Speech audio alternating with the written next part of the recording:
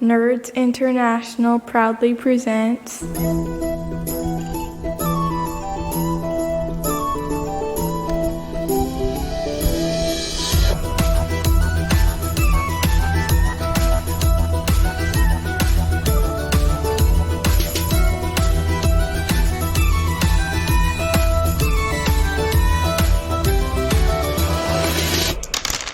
Hello and welcome to the 3T RPG podcast.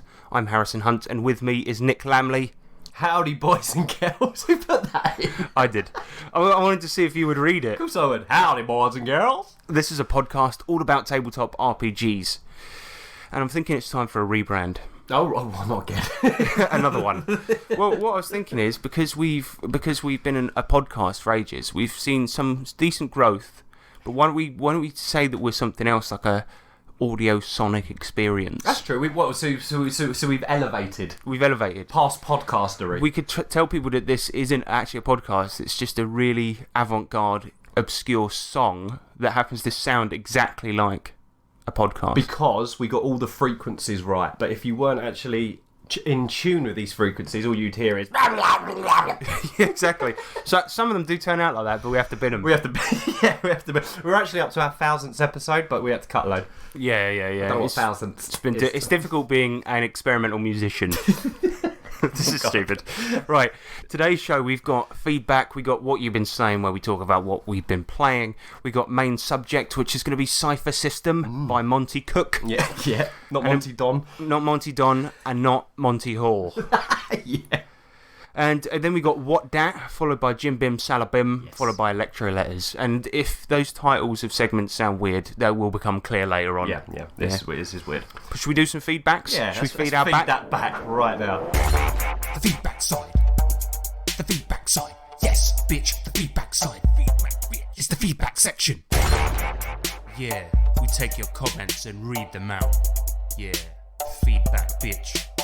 So we usually try to avoid taking positive feedback on it, and we have got a couple, but I thought I should read them out because they're pretty good. Yeah. But the first one comes in from Konrad Erasmus Neubert, and he's talking about the recent controversy of Bobby Evans. So we spoke about him on our yearly awards show, and essentially the thing about Bobby Evans is that he did a Kickstarter where he won the the shittest Kickstarter stretch goal prize this year For puppets, wasn't it? for puppets to demonstrate Savage Worlds. And I said that I apologised in advance to say, if Bobby Evans has got some sort of mental illness, then I'm sorry about that, because let's be honest, this podcast both stars and is listened to by mentally ill people. That's true, yeah, exactly. Yes, and we're allowed to say what we like. Exactly. We're both broken. But it's fine. Yeah, so Conrad comes in and he says Bobby Evans is definitely not mentally challenged. Good. Don't know about that.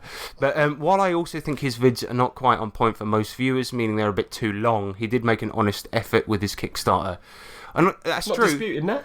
I do believe it was an honest effort. It was just a highly misguided one, because I don't think you need puppets to demonstrate Savage Worlds. Yeah, that's the trouble. It was just weird, man. Like, he was like, look, if we get 20k, we're gonna get some puppets to demonstrate Savage Worlds. And I'm like, if we get 20k, Nick's gonna get a new car. Yeah, if we're doing a Kickstarter, that's what we're buying. I'll put a Savage Worlds bumper sticker. Because how can I make a Savage Worlds video without a new car? A high performance sport. Because I need it to drive around buying rule books. You see? Yeah, of course, quickly. But yeah, I do think his efforts were honest, and this is probably the last we'll ever say about Bobby Evans. But it was just funny because it was such a terrible Kickstarter stretch goal. I don't think there was anyone sitting at home that was like, "Thank This is a God." serious effort. This is what the world's been waiting for. See, there were other videos on YouTube about Savage Worlds, like the Digital Dungeon Master and stuff like this, but it lacked puppets. It lacked the puppet element. Anyway, it's all good fun, right? Recently we wrapped up our Cybersprawl Classics sort of mini campaign. Yeah.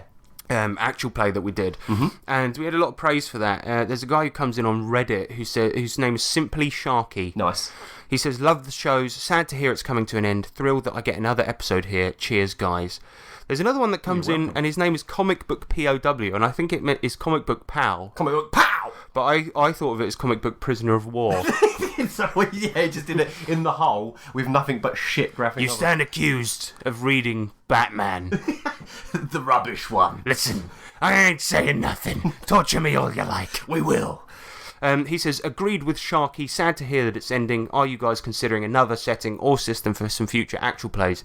Which we believe proves that nobody listens to the end bit after the actual player's finished.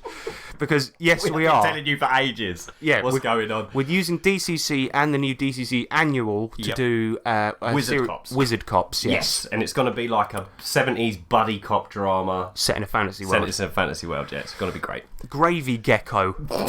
He says, please consider doing an extended stint in the MCC world next. You had a small foray into one of the worlds during the Foreign Beggar run. We did, and it's already on the books. We've already To be fair, it actually was an MCC, though. It was the American Survival It was Guide. American, But yeah. I could see why you might conflate the two and think they're similar. Because both do have really weird races, and they could be used together. American Survival Guide is a post-apocalyptic setting for DCC, and MCC is obviously the new update, kind of Gamma World version. Exactly, yeah. But if you haven't got America Survival Guide, go get it. It's fantastic. But we are going to do more MCC, aren't we? Totally, at some point. We're still in love with the system, so... But we just haven't had the chance to bloody play it. No, that's right. You were too busy making these great... Other actual plays. Yeah. But that's it for feedback. So thanks for all the people that gave us compliments on the Cyber Sprawl Classics. We're going to talk about that next in what you've been saying anyway. Yeah, so let's get into that, shall we? Let's do this. And one of these!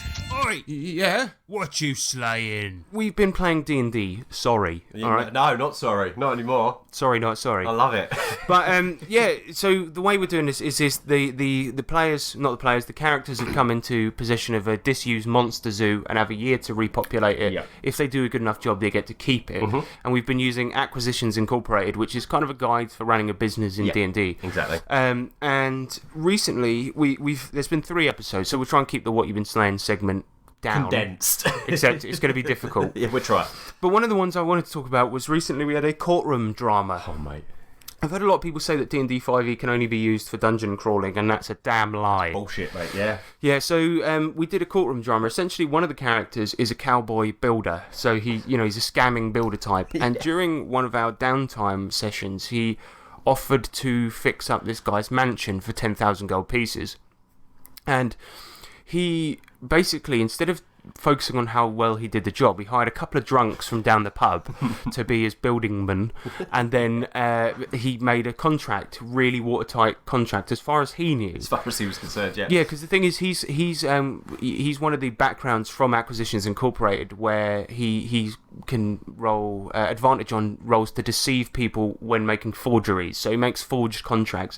He also speaks legalese, which is a language profession in Acquisitions Incorporated. And as a result, he can write contracts in ways that people literally can't understand. Can't understand them, yeah, and don't know what they're signing up for. And so he wrote up this contract for this rich dude named Snidley Ponsington, and essentially did all the building work. And as far as he was concerned, he was all right. He actually rolled really low on his contract making that time. Yeah. So the rich bloke was fooled, but the butler knew he was up to something, and the butler wanted to take him down. So anyway, the courtroom whole thing was that he was being taken to court for malfeasance because the butler got injured when the stairs collapsed. That's right, yeah. And essentially what was cool is these guys kind of hired a lawyer. We did loads of courtroom scenes where evidence was presented, witnesses came along, the guys got the chance to cross-examine witnesses and shit like this. And then this was interspersed with parts where they could go and investigate the crime scene. Crime scene, yeah. And they found out eventually, long story short, that the butler had actually used dynamite to blow up the stairs and had unhinged the chandelier, so the chandelier would fall down. Exactly. And the guys were gathering evidence and things like this. So when they first went out, they didn't know what the prosecution's kind of gambit was going to be. Yeah. And what they did is the guys went out and they investigated things, and there were certain bits of evidence that they couldn't figure out. And for example, the butler was seen coming out of the stables with shit all over his head. Shite house then. I was going to say shite house. Yeah, he was seen coming out of the shite house with horse manure all over his hands, and that was a bit of evidence. They saw a blanket over the chandelier. There was loads of little weird things, and then all the missing screws to the bracket. Things like that. All of these things. And then once they'd heard the prosecution's like opening gambit, the next day they went back to investigate and gather evidence like to combat the things that they had That's said. right, an interview with anybody that was around. Yeah, and one of the things that Nick's character found was he dug through the shit in the stables, which hadn't been cleaned in ages, and he found this strip of red paper that had DY written on it. And obviously, you listener now know that was part of the dynamite, and he had hidden it in the horse shit, knowing that the stables weren't getting cleaned recently. Yeah, and right at the end, they kind of had to put together their whole thing. They had all this evidence, and they had to kind of present it to the jury as if it was like a story. That's do you know right, what I mean? yeah, exactly. And then right at the end, the judge says to these guys, he's like, "So I believe everything you're saying. That's a good argument, but how did he blow up the stairs?" And then Nick suddenly gets it. They all realise at the same time, "Fuck, that was dynamite!" Yeah, penny dropped. It Yeah. means it was short for dynamite. Yeah, it was really cool. And what was really fun about writing that particular session, why I wanted to bring this up, was because what I did is I kind of wrote it backwards. So I just had like what had actually happened, and then the things that you guys could discover. All the evidence was already there in the mansion, but the way I kind of wrote it and how the defences would come back, what they would say, things like this, you just write it backwards and then you have a story because it's a mystery. Yeah, that's awesome. Yeah, and I think it worked out really well. It was fantastic. Very tense and it was so fun, and the way you conducted the courtroom was done really as a courtroom would be. So that we could interject. There was order when we was all getting rowdy. There was like because people started getting like really arguing, and that what they had to do, the main sort of mechanic for the courtroom, was that I typed out the statements of everyone that was making statements, and these guys had to find contradictions to That's it, and we had to cross-examine, and it was on us to probe, wasn't it? To see if we could get more information, and how we conducted our cross-examination really kind of. It really meant that it was on us to get the information. It was there, but you didn't give anything away. So one of the things was on the first day of court was that the stable hands testified to seeing. No, it wasn't the stable hands. The master of the mansion testified to having his breakfast in the dining hall, and he saw something black fly past the window, probably a bird or something like that. Probably a bird, yeah. And then he also said that as he came out and he heard the chandelier crash, that the butler laid his coat across the chandelier to help him across, and he couldn't have because the butler had actually torn his coat when trying to hide the screws from the chandelier and threw it out the window. And that's what the bird was. That's what the bird was, but then the contradiction there was that obviously he couldn't have put his coat across the chandelier, and actually the team took a photo of a blanket being laid across it, but they missed that part, so you failed it, and it was like, but ultimately they did win the court case, and the butler went down, and the owner of the mansion didn't know the butler was doing any of this, so he apologised and hired Grant, one of the characters, for more building work. And me. To design his dungeon. Yeah, Nick went along with him, and he was like, "Look, I know you're a ranger and you're good with this outdoorsy stuff. I need a maze, but I want a legendary maze, like really fucking good." And Nick rolled a natural 20 on the maze design, and so it actually made the mansion owner like weep with joy when he's like, "It's just so beautiful." So we're gonna figure out some kind of deal where we can cross promote our zoo. Yeah, you can sell tickets to maze and stuff. Yeah, and the maze is like quite deadly. And they've titled it The Plume of Horrors. Yeah, it's fucking awesome. So after that, we did have an episode, because basically these guys hunted down monsters for their zoo. That was kind of an aside, but we had one where these guys had to go and capture a land shark that had been terrorising a hotel. So, do you know what? Them 3 episodes, the 3 episodes we've just played, they just outdo each other each time, and when you don't think it's possible. Well, I'm glad you're enjoying it, man. Yeah, I think D&D it can be very, very fun. And I've been trying to find ways to keep it fresh because we're playing it episodically. And we've been playing. We was talking about it the other day, and. It's actually been quite some time that we've been playing, but it doesn't feel like we've been playing for all that long. Yeah, because we're up to for about 5 months now. Well, it's the 13th session, so it's about 3 months. 3 months. 3 months and 1 week. It doesn't feel that long at all. Yeah, and it's been a year of in-game time, almost. So, these guys, this hotel up in the Anauroch Desert was basically being terrorised by a land shark.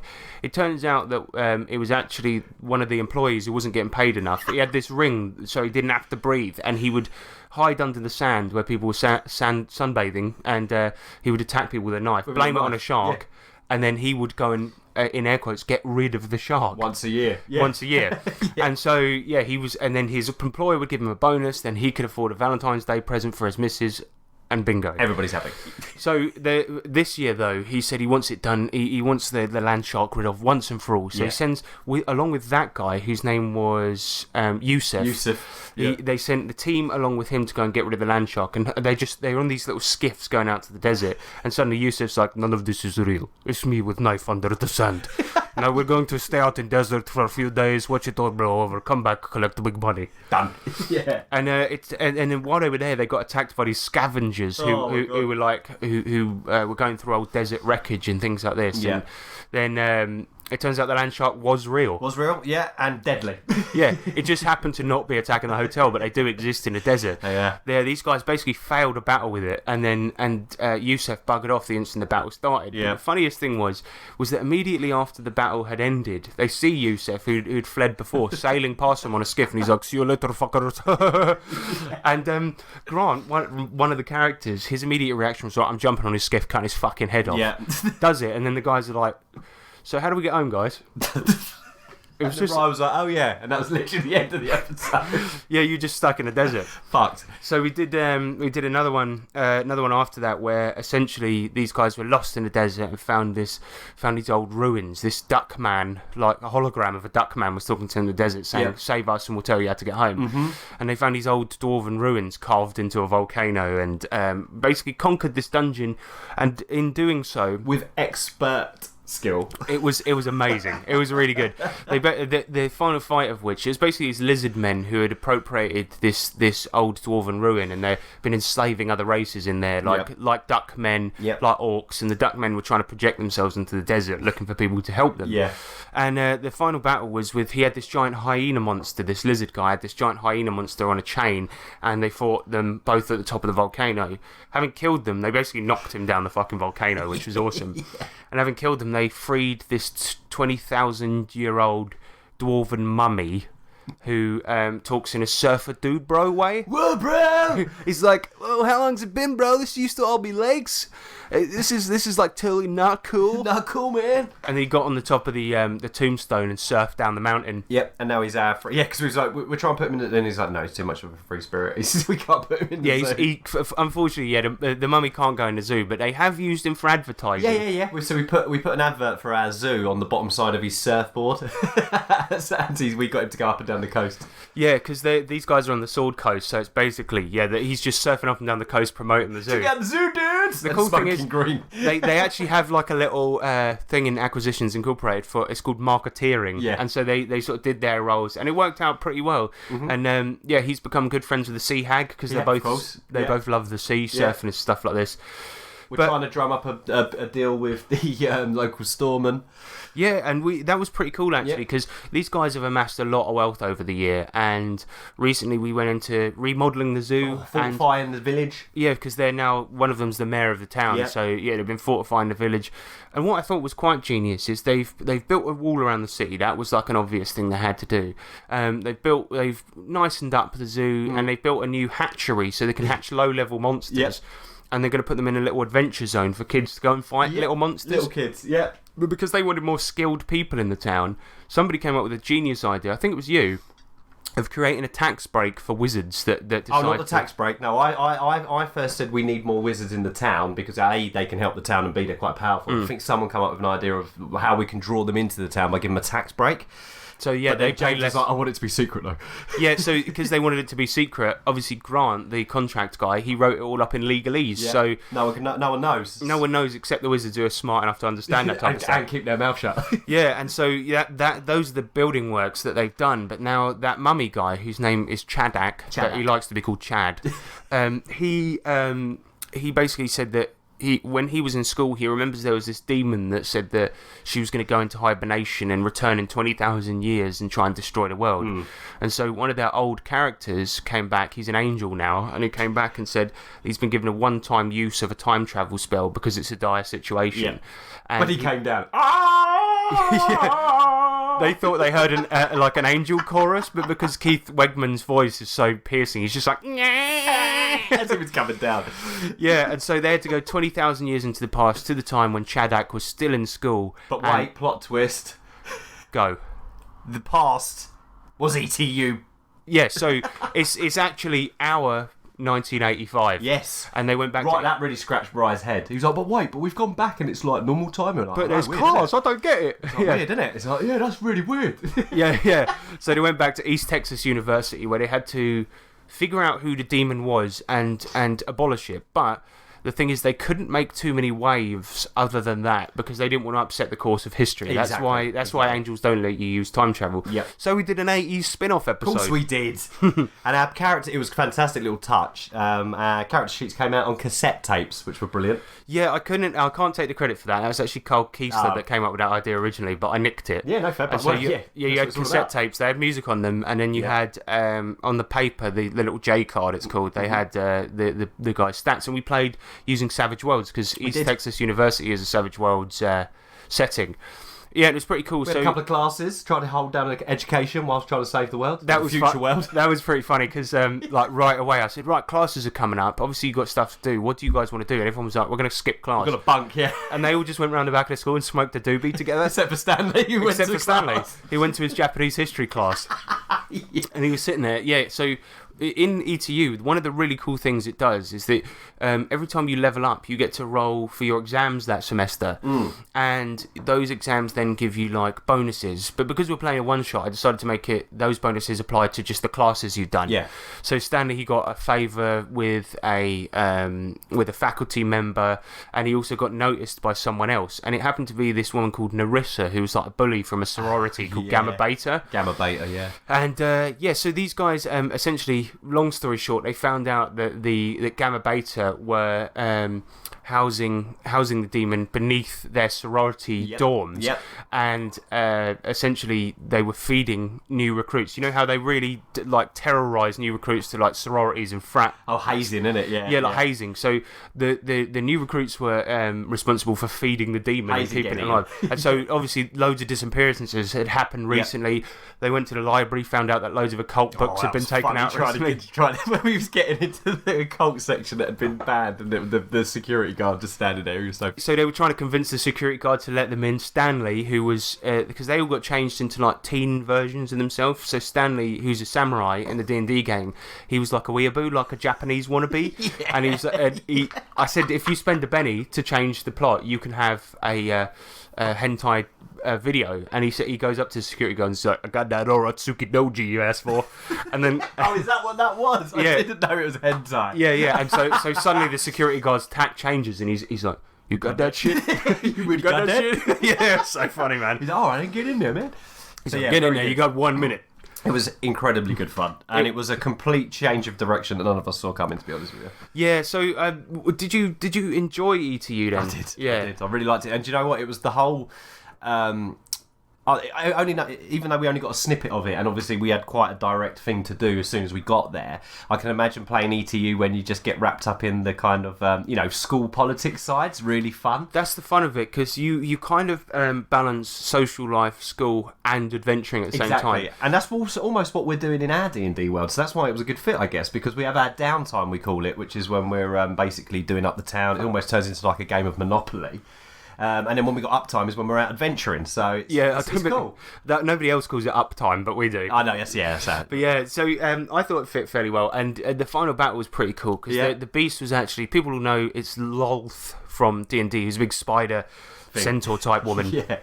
And when we had this great like movie type moment where they'd managed to get everyone out of the sorority by causing a massive distraction. My God! Setting off a fire alarm, starting a fight outside, doing a motorbike wheelie in the fucking car park or whatever it was. And so suddenly the house is empty and they all get to run around having a look. And they had the names of certain people that had taken out books in the library and stuff like this. They all burst in. One guy's in this room, one guy's in another room. And I sort of went around the players and what they were doing. And suddenly, as everyone's opening up all of their books and realising what's happened, reading the diaries of certain girls, finding the books and seeing what they were doing, Nick's character, Dave Dankgrass Dishington, was already down in the basement. Yeah. And so it's this point where it's like, okay, the camera's like on the books and it's looking at them. Suddenly you come to this realisation, you look up wide-eyed, and then we just cut to the basement and Nick's there like, hello? And then this fucking big spider comes out. Whatever it said, yeah. And she went, what? What? And I was like, And then the leader of the sorority, this girl called Narissa, halfway through the fight, came down with a shotgun and started trying to take everyone out. And took chunks out of me. It was deadly. You died. I died. His character literally died. Yep. But when they got back to their world, obviously the angel Keith Wegman was still there, and they said to him like, "Look, man, we just saved the fucking world. You can't. Can you hook us up with a resurrection? Can we get a Resi spell? And to be fair, as far as I was concerned, your character was out of the game. But but I think it was only fair. And Keith, I know you would have taken it, but yeah, Keith was basically like, "Look, I'm gonna have a hard time swinging this one with the man upstairs, but fine, you can have it." And we'd be like, "You've been brown nosing for 300 years." Yeah. Yeah, it was pretty cool. It was so good. So I really enjoy running ETU. This is the third time I've run it, but I think it uses the Savage Worlds like base, which is typically about adventuring stuff, to do investigative plots, and it works really well, especially with the exams thing and all the new edges they've got. Like they're all sort of 80s movie style edges. Like, nice. You've got one called Frady Cat, where you're kind of nervous about stuff. There's one called Be Like a Zebra. I don't know what this is a reference to, but you get like a bonus to parry when people are next to you. You can got certain edges that help you with exams, things like this. Cool. And as you move up and you go into, because it goes freshman, senior, first year, second year, every time you go up 1 to 1 year, the exams get harder and harder. So it becomes harder to get those bonuses, but you would have leveled up a little bit, so it kind of evens out. Nice. Yeah, and like you said, it's a bit about balancing all of this social shit and stuff like this. And that's what I love about it, is that balancing act. There was one thing though, I know you're really enjoying the D&D game, or at least I hope so, but there was one thing you said in the game the other day, and I think this is worth talking about, because you mentioned that I said that, okay, if you guys want to take feats, you can, which is the thing in D&D. Every time you get an ability score advance, you can cash that in and get a feat instead. Right, yeah. Which is like an edge or an advantage or something that gives your character like. So when I said that, you were like, "Oh, great, more stuff to remember." So is that like? Would you say that? Is that your biggest complaint about D&D 5e? No, I mean, what I like about it is there is so much to, make your character unique and to help your character and stuff. But it's, I fear that there's a point where you might, unless you're constantly kind of referring to your character sheet, you can lose sight of what you've got. Definitely, and that's the problem. And I worry that it when there's too much going on, it dilutes cool moves a little bit, because there's just not as much. I mean, I find more often than not that what happens is these players they'll have these 10, 9, whatever cool moves that they can do on their sheet. As a ranger, you've got loads of little abilities. A lot of them are actually passive, so you don't really need to remember them. But a lot of times people will sort of stick to the one cool thing and then use the other things every so often. Yeah. So, for example, when Sean, my brother, was playing a monk, he has all of these cool key abilities, but more often than not, it's just flurry of blows. I'm going for 3 hits on a turn. Yeah. But additionally, you might have like I don't know, like for example, with the ranger, you've got all of these spells, all of these different things, but like Hunter's Mark is your like bread and That's butter. the one. Do you know what I mean? Yeah, definitely. Yeah, so I don't know. I mean, it's fun. I'd like to look at them, see what they're all about. Feats, I think. Yeah, I do feel because how do you feel about it? I think it's when you have certain players at the table that aren't good at even remembering which dice to roll. Yeah. It's like remembering all your abilities. Luckily, that particular person is a barbarian. So because I know for a fact there's been situations we've been stuck in, and you've sat there behind the screen not uttering a word, but in your head you go, "There's one ability that you lot have got that will just kill this situation." Often, well, actually, you've got good at remembering this, but often it'll be like when you guys are really hurt and they're like, "Fuck, I'm out of healing potions," and James is out of heals for the day because he was playing the paladin, and then everyone's like, "Oh, we're so fucked," and it's like, Nick, you're sitting on a good berry right there, man. Baby, yeah. But now you remember it. Yeah. But like you say, you've got almost, because the characters are complicated, it does make for a good game, but you, as a player, you've almost got to be like, you've got to be just as rules knowledgeable, or at least character knowledgeable as the DM. You do need to know exactly what's in your toolkit. It's like when we were stranded in the wilderness, I felt like that was the time when not the spotlight should have been on me, but I felt like, because I've got I'm the ranger, and we were lost, hungry, and worried in the wilderness. I thought, right, this is my time. I need to think about all the benefits and all the perks that I've got to try and keep the party alive. And it's knowing your strengths, I guess. Yes, that's exactly it. And I find as a DM as well, it's impossible for me to know what everyone's got in their sheets. Course, yeah. So oftentimes you may think I'm just sitting there when you know people have got good abilities. It's probably that I just don't even know them. Yeah, but I do like the game very much, and we had this similar thing with Pathfinder because characters end up having so many abilities. Especially you played the gunslinger. Yeah, you had like about 15, 20 feet by the end of the game. Yeah. So I think I used them once. Yeah, exactly. Yeah, that's what I mean. Yeah, but it makes for a good game, but it is a little bit more complicated. But sometimes that's what you want, and I think for the game that we're playing at the moment, I'm enjoying it because it means the monsters are interesting and have a bunch of abilities. Yeah, totally. And for all the crunch, it's not cumbersome. Exactly. I really feel like it's not, but it doesn't bog us down. Yeah, it doesn't slow down the game. No, not at all. Let's talk quickly about Cyber Sprawl Classics. Yep. Because we just finished a 5-episode campaign of that. Sort of, I guess you could call it an adventure, but it was more like 5 adventures. Yeah. But yeah, quickly we will talk about it because we did speak about it at the end of the Cyber Sprawl Classics episode. Yeah. But this is basically a DCC mod that changes DCC into a cyberpunk future game. And I thought it was very, very good. It was released for free in magazine format, so they released little bits of the rules as you go along. We started playing only when the second one had come out. It didn't even have enemies in the book. No, that's right, yeah. You don't need it. It's very, very good. I think it's like Shadowrun with the serial numbers filed off, but done with using the DCC rules. And one of the things that you played a hacker in the game called a console cowboy, which is a great name. And that's one of the best things is they call it the metaverse, but it's like the hacking from Shadowrun. Yeah. And I love that so much because if you want to play that over Shadowrun, that's one of the main reasons. Yeah. Because it's just so quick. Yeah, and everyone could be, well, not everyone could be involved because obviously there's a hacking scene, but it's not like you were saying with Shadowrun where sometimes GMs would actually have to kind of earmark time by themselves and just the hacker to be able to get past a point. Yeah, or it would be like, all right, everyone talk amongst yourselves. We're going to do the hacking for 2 hours. Yeah, you know what I mean? Exactly. Like, no one wants to come to a game like that. In this, at most, it was 5 minutes. Yeah, exactly. You know, because it's just basically like, okay, you want to get through security, give me a roll. Or you want to execute a program, which are essentially the spells of this game. Yeah, exactly. You have to be in the metaverse, and you can just hack in, use a terminal, and then just boom, roll So much everything. fun. Yeah. And I think that works really well. The other classes kind of use DCC as a base. Like you've got the Infiltrator, which is like the thief. There's the Street Samurai, which is like the warrior. But it's just so good because it doesn't have skills. You know, it just has the old D20 if you've got it or whatever. Yeah.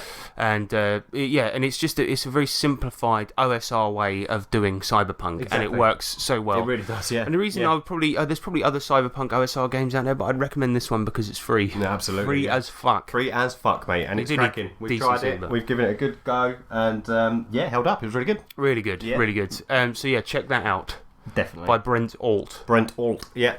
He's the man. The Brent Prime was killed, unfortunately, by Brent Alt. He's the alternate version. The alternative version. And 2 more things I just want to mention is Tough Guys, a sort of expansion to Wise Guys, which is a gangster setting for Savage Worlds. Yeah. That is out now. It's out. Print versions are coming soon. The bloody PDF is already out, and you can get it on Drive-Thru-RPG, and it's quite good. It is. It's I very think good. that Carl Kiesler has done a really good... I should point out that Nick and I worked on that particular supplement. That's why we're mentioning it. Shameless promotion.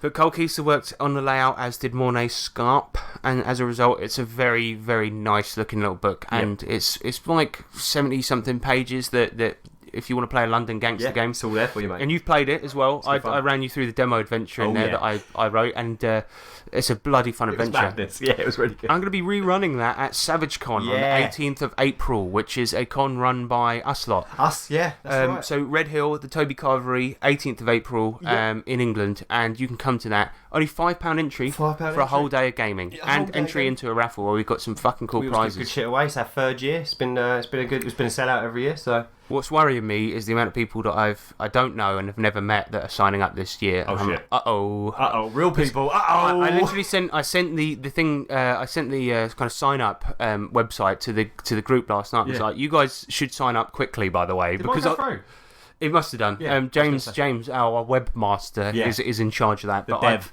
He's the dev. But I was just like, I really hope that my actual friends can come to this. Yeah, that'd be nice. Because it was really worrying last night. I was like, oh, there's fucking like 10 tickets just come through for people I don't know. Don't even know they are. Maybe we should do a second one called Savage Friend Con. Yeah, where only Savage people win. Friend Con. That sounds terrible. Just a load of mates that are really shitty to you. Yeah, it's people that bully you. We got some great games. We got Daniel Irwin. He's running a night at the services, which is, I think, something horror set in a gas station. Not sure what the fuck that is. I'm doing Tough Guys. I'm doing Aliens versus Rednecks. Yeah. Nick, you're doing Savage Destiny, which is fucking awesome. Yeah. And Savage the Crazies. The Crazies, yeah, because I watched The Crazies again the other day and was like, that's a good film. What is the Crazies? It's an old film. It's not that old. It was a few years ago, though. About 2011, I reckon. It's really good, actually. It's one of them films that, I don't know, you watch it and it's just done pretty well. Yeah, it's a bit of a... Is it Zombiloids? Kinda. It's like Rages. Oh, okay, yeah. Yeah, it's like well, I don't want to give too much away in case you come to Savage Con, but something goes wrong in a small town and it's like a survival thing. Sounds great. It's zombies. Yeah. We've also got a exclusive preview of a new setting by Owen Leans called by Owen Lean called Spies, which is a James Bond type thing. And I said that he should do an expansion where you play a countercultural terror organisation called Lies. Yeah, that'd be good. But the thing is that I don't think that Pinnacle Entertainment would allow a game where you play terrorists to come through. Oh, come on. Come on! This PC world we live in. Owen Lean, you better not be drinking lean at Savage Con. Exactly, he always is, man. Lives up to He loves purple drank. Alright, let's get into the main subject, which is going to be Cypher System. Main. Subject. Magic. Main. Subject. Tokyo. Main. Subject. Monty Cook. Yes, so let's do Cypher System. So their tagline is any character, any campaign, if you can imagine it, the Cypher System makes it easy. It's a fair point, it does, I think. Well, that sounds good. But the thing about Monty Cook, I think his pedigree, and now I always get facts wrong when I don't research them and try to pull them out of my brain, so I'm hoping this is right. Yeah. But he did help design D&D 3rd edition, which meant he was the guy responsible for getting rid of THACO to hit Armor Class 0, which was this kind of complicated thing. In the original D&Ds, like, you had to roll you had a number to hit Armor Class 0, so it was your ability to hit Armor Class 0, and then enemies would have a plus, right, on their Armor Class, which meant that you'd roll a d20 and then add it to that to hit Armor Class 0, and then that meant that what you had to do was roll under that number. So a plus was actually a shit AC, a minus was a good one. Oh, right. And it was a little bit complicated. Nobody liked it. No. And Ascending AC, which we play with now, I think is Monty Cook. Right. I think. THACO. Got rid of THACO. Yeah, because it's to hit Armor Class 0, so it's THACO. That's a good one. I like that acronym. So I guess he's pretty legendary in that regard. So and this is his way of doing an open system. Guess so, yeah. I mean, I didn't know too much about Monty. I mean, I've heard of it, but I didn't really know too much about. Well, I originally got him confused with Monty Hall, so what do I know? What do we know, eh? But never mind. But let's talk about Cypher. Let's dig in. Let's dig in and see what we think. So Cypher System mainly uses D20s, or pretty much primarily uses D20s. The rule for the system is pretty straightforward, to be honest with you. It's so basically the GM will set a difficulty for any given task. And that's 1 to 10, 1 being the easiest and 10 being the most difficult task. And all you do is the target number is the player must roll has to equal to or be above 3 times that score. So if it's a level 10, it would be you're hitting level, you've got to hit 30 or above to succeed. And so you just times it by 3. So whatever the level 2, for example, difficulty level 3 would be 3 times 3 being 9, the target number. And they're all given descriptions in the book, as I can see here. So if the task difficulty is 0, it's a routine. You don't have to roll for it. Exactly. 10 is impossible. 9 is immortal. Immortal task. And it says a task worthy of legends that last lifetimes. Yes. But it's... So, and then also in the Cypher system, players make all the rolls. So it's all player rolling. GM doesn't make any dice rolls at all. So if a character attacks something, then they make an attack roll. If they're being attacked by something, then they will make a defense roll. Nice and easy for the GM. Yeah, so the GM doesn't roll any dice. So they're just worrying about all the other bits. Combat again is an attack roll. And it's the same again. So the GM will assign a difficulty task, and you roll d20 associated to the number. So you'll have level monsters. So it'll be, if you have a level 2 monster, then you need to hit a 6. You got to hit a 6. Yeah, exactly, a 6 on him. That's really clever. Really straightforward. Yeah. So if you've got got a bunch of level 2 bandits, and you're looking at a 6 to hit them. Yeah, I've always enjoyed running player-facing games, because Tales of the Loop does a similar thing where it's like, instead of saying the monster hits you, you go, the monster picks up his club and is swinging towards you. What do you do? And then obviously you roll a defense in this. Exactly. Yeah. So is the defense equal to the monster's level as well then? So it's all done by levels. That's class. That's so nice. And again, damage is not determined by a die roll. It's a predetermined number. Again, so you have weapon damage. So depending on the weapon or the move used. So an example would be a spear will always do 4 points of damage. Whether it be because it's light, medium, and heavy. So a heavy weapon always does 6 points. Exactly Nice. that. Yeah. So it's always a set amount of damage. Obviously, you can add more damage depending on rolls and stuff. But to keep it nice and simple, weapon, a spear will always do 4. Very good. Armor again is really simple. It will just reduce the amount of damage taken. So if you've got an armor of 1, then and you're taking 2 damage, then obviously you only take 1 damage. Very good. So it could be and that could be physical armor, like a leather jacket, or it could be like a special ability, like a psychic shield, whatever. Yeah, nice. Again, like weapons, this is a flat number, and it's always just subtracted from the weapon damage when you take a hit. Nice and simple. I should point out at this point that usually when we do these reviews, it's me saying a bunch of stuff, and then Nick will jump in and say amusing things. But Nick is a lot funnier than I am, so I'm gonna try my hardest. Right, I'm gonna come up with some fucking corkers during this. Well, I haven't seen any opportunity yet, but believe me, listener, it's coming. It's coming. So, and again, if your armor reduces that attack to 0, you take no damage. Nice, which is lovely. So when you roll nat 19 and the roll is a success against the target number, this is called a special roll. So you get a success, but you also get a minor effect with it. Nice. In combat, it could be 3 extra points of damage, or you can decide a special result like distracting the enemy, knocking it down, knocking it prone, pushing it back, that kind of stuff.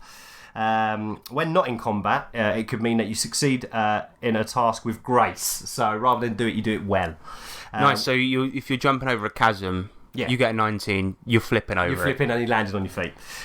So whatever it may be. So not only do you succeed, you also go a little bit further. Now, the big one, when you hit a nat 20 and the roll is a success, because obviously you could hit a 20, but you're looking for a 25, so you could still fail. But if it's a success and you get a natural 20, that means that you'll get a major effect. Oh, okay, cool, yeah. Yeah, so, and that major effect could be, so something remarkable. So something remarkable happens, the book says. So in combat, you can get 4 extra points of damage. You can choose to do that. Or instead introduce a dramatic event, such as knocking down your foe, stunning them, making it that even more so than a minor effect. So all of the extra combat options sort of baked into that special roll type thing. Yeah, absolutely. Yep. And then if you're out of combat and you get a nat 20, it means that something beneficial happens based on the circumstances. So it could be that you get up you climb a cliff twice as fast or whatever. Or like if you're searching for information, you might get an extra clue or something. Bit of information. It's down to the GM, but something beneficial should happen. Also, I should mention that if you get a nat 20, you don't have to take the major effect. You can choose the minor effect. You get the choice of the two. Oh, cool, yeah, because you could base it on what's going on, more useful. Exactly that. So and that's it. So that's cool. And then also the last bit about rolling is if you're in combat and you hit a 17 or an 18, you can do 1 or 2 points of that extra damage respectively. So anything from 17 up, you're getting extras. You're getting cool stuff. I just took this opportunity to eat a mint. I'm sorry if you could hear if I was crunching on the mic there. A little bit of a soundscape for you. Mm-hmm. This game also has cool things called Cyphers, of course. Let's talk about the Cyphers. These little babies are single-use abilities. They can be items, they can be physical items, or they could be like a story-based precisely thing. Yep. And in many campaigns, they may not be physical, but in others they are. So it could be something like, bad word for it, but like your character is inspired or adrenalized. Or a spell. It could be a spell or a lucky twist of fate, or an item that will momentarily grant you an advantage. So a good example might be the what is he called? The mysterious stranger. Yeah, exactly. Fallout. Exactly. Yeah, exactly. It's like the extra damage, or the twist of fate could be this guy suddenly comes along, shoots the guy on the head, then fucks off. That's your Cypher. Yeah, exactly. And Cypher could be a phone that only rings that guy. I don't know. And if whatever suits the setting, and you apply the trappings. That's the main thing about Cypher. What I've learned from this is it's very broad. It's very generic's not the right word, but broad, and you dress it up with all your trappings. So rather than the GM worrying about rolling and things like this, it's more about coming up with story. Yeah, that makes sense. Exactly that. So again, it's really cool. So are there like there's probably a stupid question, but are there like preset ciphers? Yeah, loads of them. There's loads of them in the book. Yeah, you can make your own ciphers, or there's loads in the book. We'll get onto that in a bit. But yeah, so let's move on to character creation. So it seems like it's a rules-light game, but there are lots of rules that you need to take into account. But once that bit's done, it's all pretty straightforward. So a bit like that Judge Dredd game that we reviewed. So yeah, not as much so, but it's similar with character creation stuff. There's a few bits and pieces that you put in. But again, it is pretty straightforward. So each PC has 3 defining stats. So these are your derived stats, if you like, and they are might, speed, and intellect. So they are purposely broad so they can cover many different but related aspects of that character. So might will be how strong and durable you are, and that'd be strength, endurance, constitution, anything like that will all fall under your might roll. Got ya. Speed is pretty self-explanatory, but that would encompass things like dexterity, movement, reflexes, dodge, stuff like that. Yeah. And again, they're broad. So when you say you're doing that kind of move, you'll say, well, that's kind of that would fall under speed. Yes. Okay, I get you. So it's nice. And the last one will be intellect, which determines things like how smart you are, knowledge, how likable you are. This also covers wisdom, charisma, all that kind of stuff. So and they're your three main derived stats. Okay, that's cool. So then the other ones are like so the things like charisma and things like this, do you get a score for those, or is it just all fall under so you kind of trap it yourself? If you've got a high intellect, you can say, well, it's because I'm really charismatic, or because I went to Hogwarts. Precisely, yeah. Well, that comes on later as well. Hogwarts? No, not Hogwarts, luckily. But it's called a descriptor, but I'll talk about it in a bit. So each of these stats has 2 components. So within that stat, you'll have 2 parts of it. You've got the pull and the edge. Your pull represents your raw innate ability, and your edge is knowing how to use what you have. And then a third element that ties into these 2 concepts is effort. When you really want to succeed in something, you can apply effort. So it's pretty straightforward. So pull, as an average, most PCs would start with a stat pool of about 9 to 12. That's an average person. You have 9 to 12 in that stat. Mm-hmm. This would be classed as average. So say a monster has a might of 17 is pretty tough fucker, basically. Yeah. When a PC is sickened, injured, or attacked, you temporarily lose points from one of your stat pools depending on the type of damage it is. So think mutant, you're 0. Okay. Yeah. Oh, that's pretty cool. So if you take physical damage, you're going down in might. But if you lost a particularly fierce argument, your intellect's going down. Precisely that. You get so stressed you have to hold up in a bed for a few weeks. Yeah, you lose intellect. Yeah, exactly that. So and that score's not static, so it goes down and then rest will push it back up again. Cool. Also determines your health as well. So you rest or use items and ciphers to restore lost hit points. And yes, and that's your main thing. So you can apply apply effort to stuff to basically bring the target number down.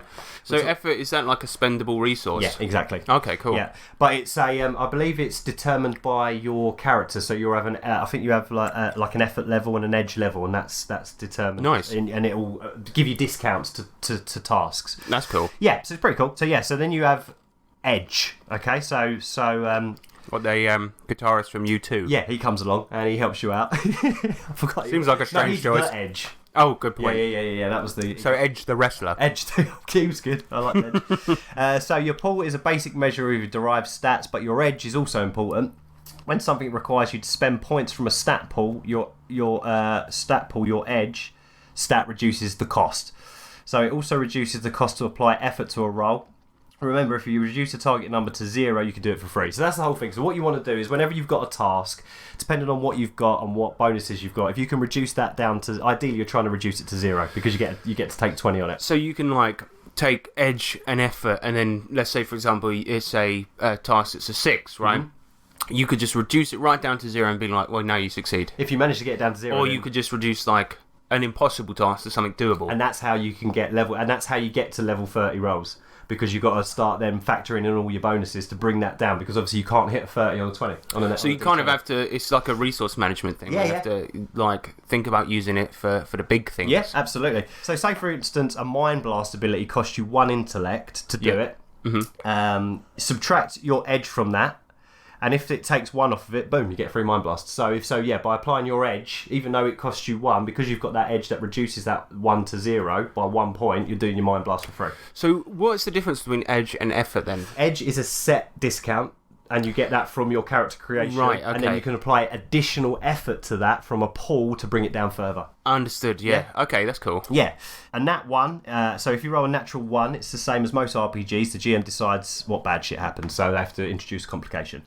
Edge number can be different for each derived stat, and you can start with 0 in edge. So you might have 0 edge in intellect, which means you're getting no bonus from it.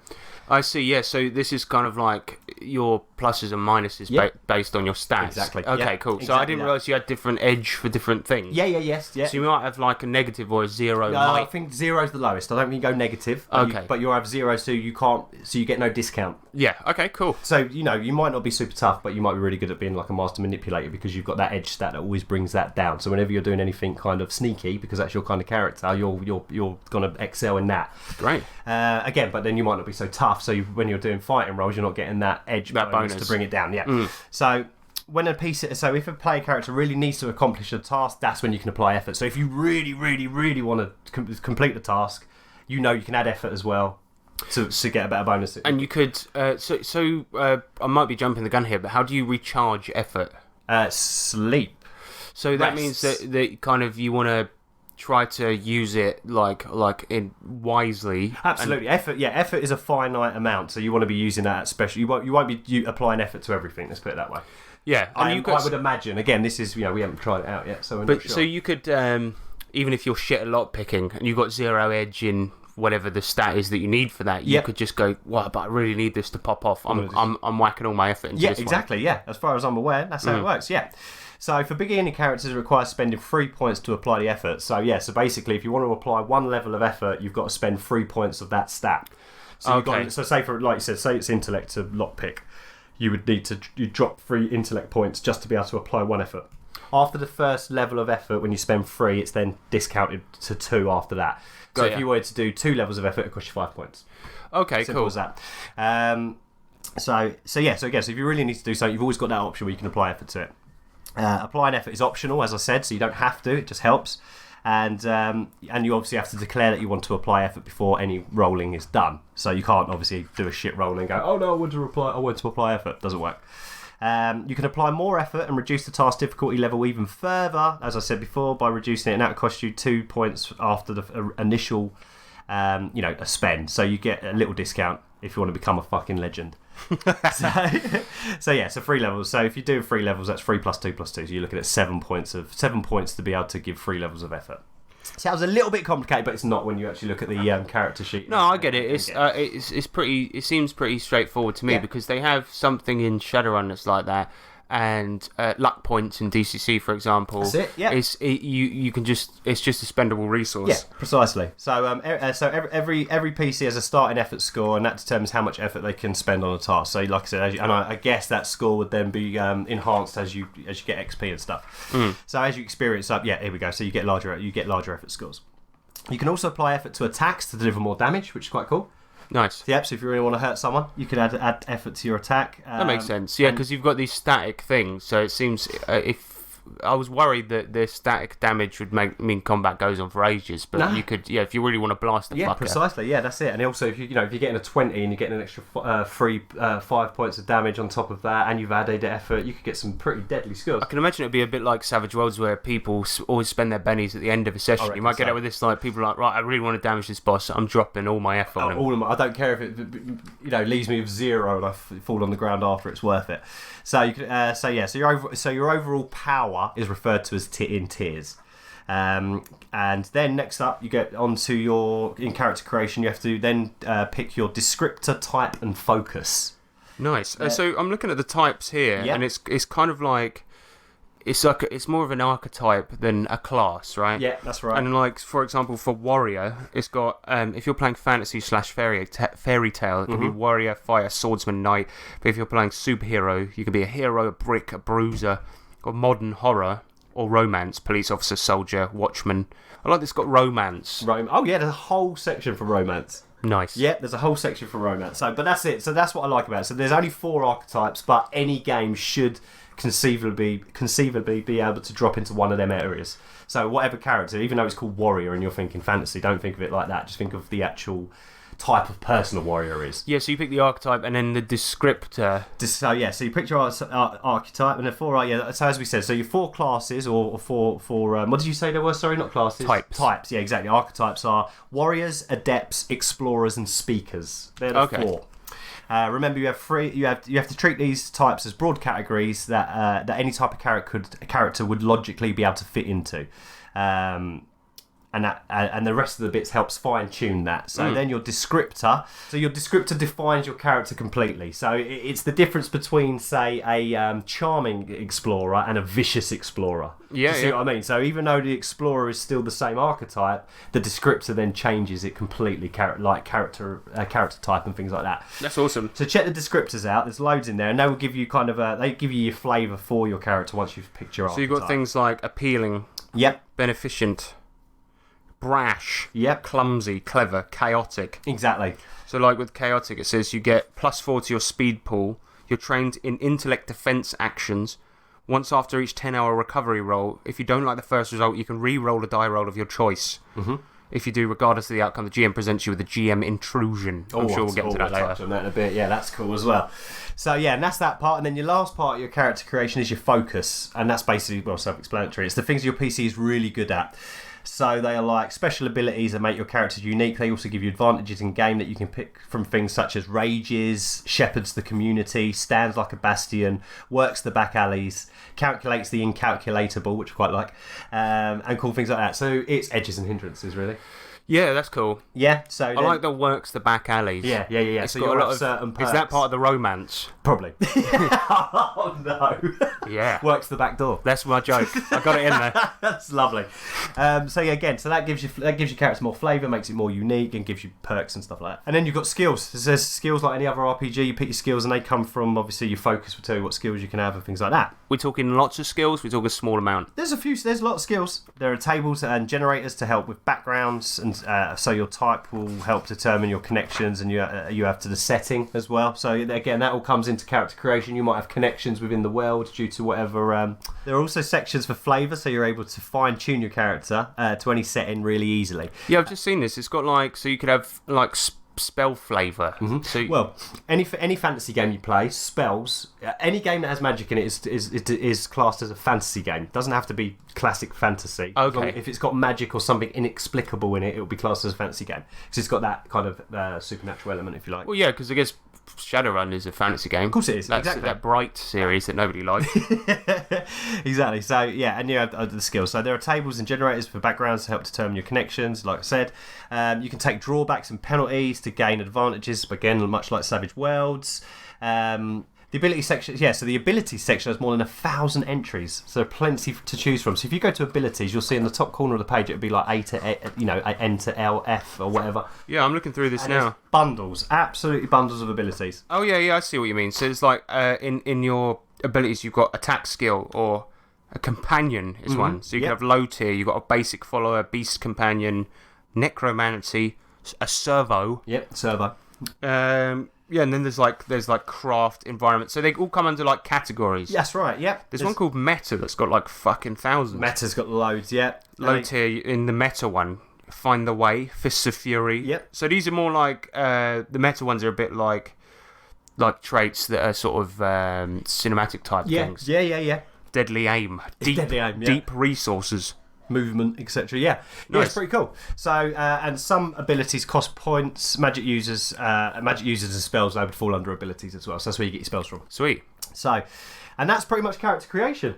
That's how you put a character together. That's not bad at all. Not too bad. I think I know what you're saying. That it's got a few little bits to it, but it's more just picking things and then coming up with a character. I think when you look at it, it looks like there's a lot of rules, but it's not. It just really helps you kind of make your character unique. It's more like there's a lot of options And rather than a lot of... It of... does a lot of work for you. Yeah. So I would say that, I hate to say the word if you lack imagination, because for want of a better word, it's not... But that book's got you covered. Yeah, because it's got a nice big list of shit to pick. Precisely. So if you're a little bit nervous, maybe you're trying a game setting that you're not used to, then you can, it really does help you out. It also seems like you've got kind of no two characters are going to be the same. Precisely. With that amount of abilities and focuses and shit like this, your character's going to be different every Exactly. time. And I didn't read the whole book, obviously, because it's a big fucking book, but if you look at the character sheet at the back, there's also a page next to it that says like your campaign tracker. And I've got a funny feeling that certain descriptors and focuses are one person can have them, and you can't have two people having the same one. So it keeps the... Do you see what I mean? There's tick boxes. Oh, yeah. So you can kind of figure out who's got what, and also I'm guessing that means that one guy can't have the same as the other guy. Yeah, because it's got descriptors available. Yes. Yeah. So I see what you exactly. mean. So that could make it quite cool. Maybe it's an optional rule where you say, only one person can have one descriptor, so keep everybody different. So, Yeah, that makes sense. That's quite a good way of doing shit, actually. Exactly. So let's go on to more rules. So it's got similarities with other games. So in Call of Cthulhu, you can push a roll, right? Mm-hmm. So in Cypher system, you can retry a roll after a failure, much like pushing a roll in Call of Cthulhu. But you must apply at least one level of effort to do that. Okay. So it comes with a cost. And remember, as we said, one level effort equals 3 points of whatever that stat pool is. So it costs a bit. So if you only got 9 and you... So if you're trying to force a door open, you fail. Then you have to spend 3 might and 1 effort. And if you've only got 9 in might, you're going down to 6 just to open that door. That's a good point. So you've got to kind of balance it out. So I guess as a GM, the way I would say that goes down then is that you force this door open so hard. Actually, a good example of this is in the Mortal Kombat movie. Oh yeah. When Jax has to force the door open, but his arms, like his robotic arms, they sort of fail. Like he's really strong, but because he's put all of his effort into doing this, it's like, damn it, my arms ain't working anymore, and they're all floppy behind his sides. Big old metal arm. He has to get them replaced, I think. And that might be the second movie, but oh god, yeah. they were good. But who? I can't. No, that was Street Fighter. Kylie Minogue was in Street Fighter. Van Damme, yeah. There was nobody recognisable in the Mortal Kombat movies, but the first one was really fucking good. They are good, aren't they? They're all right films, aren't they?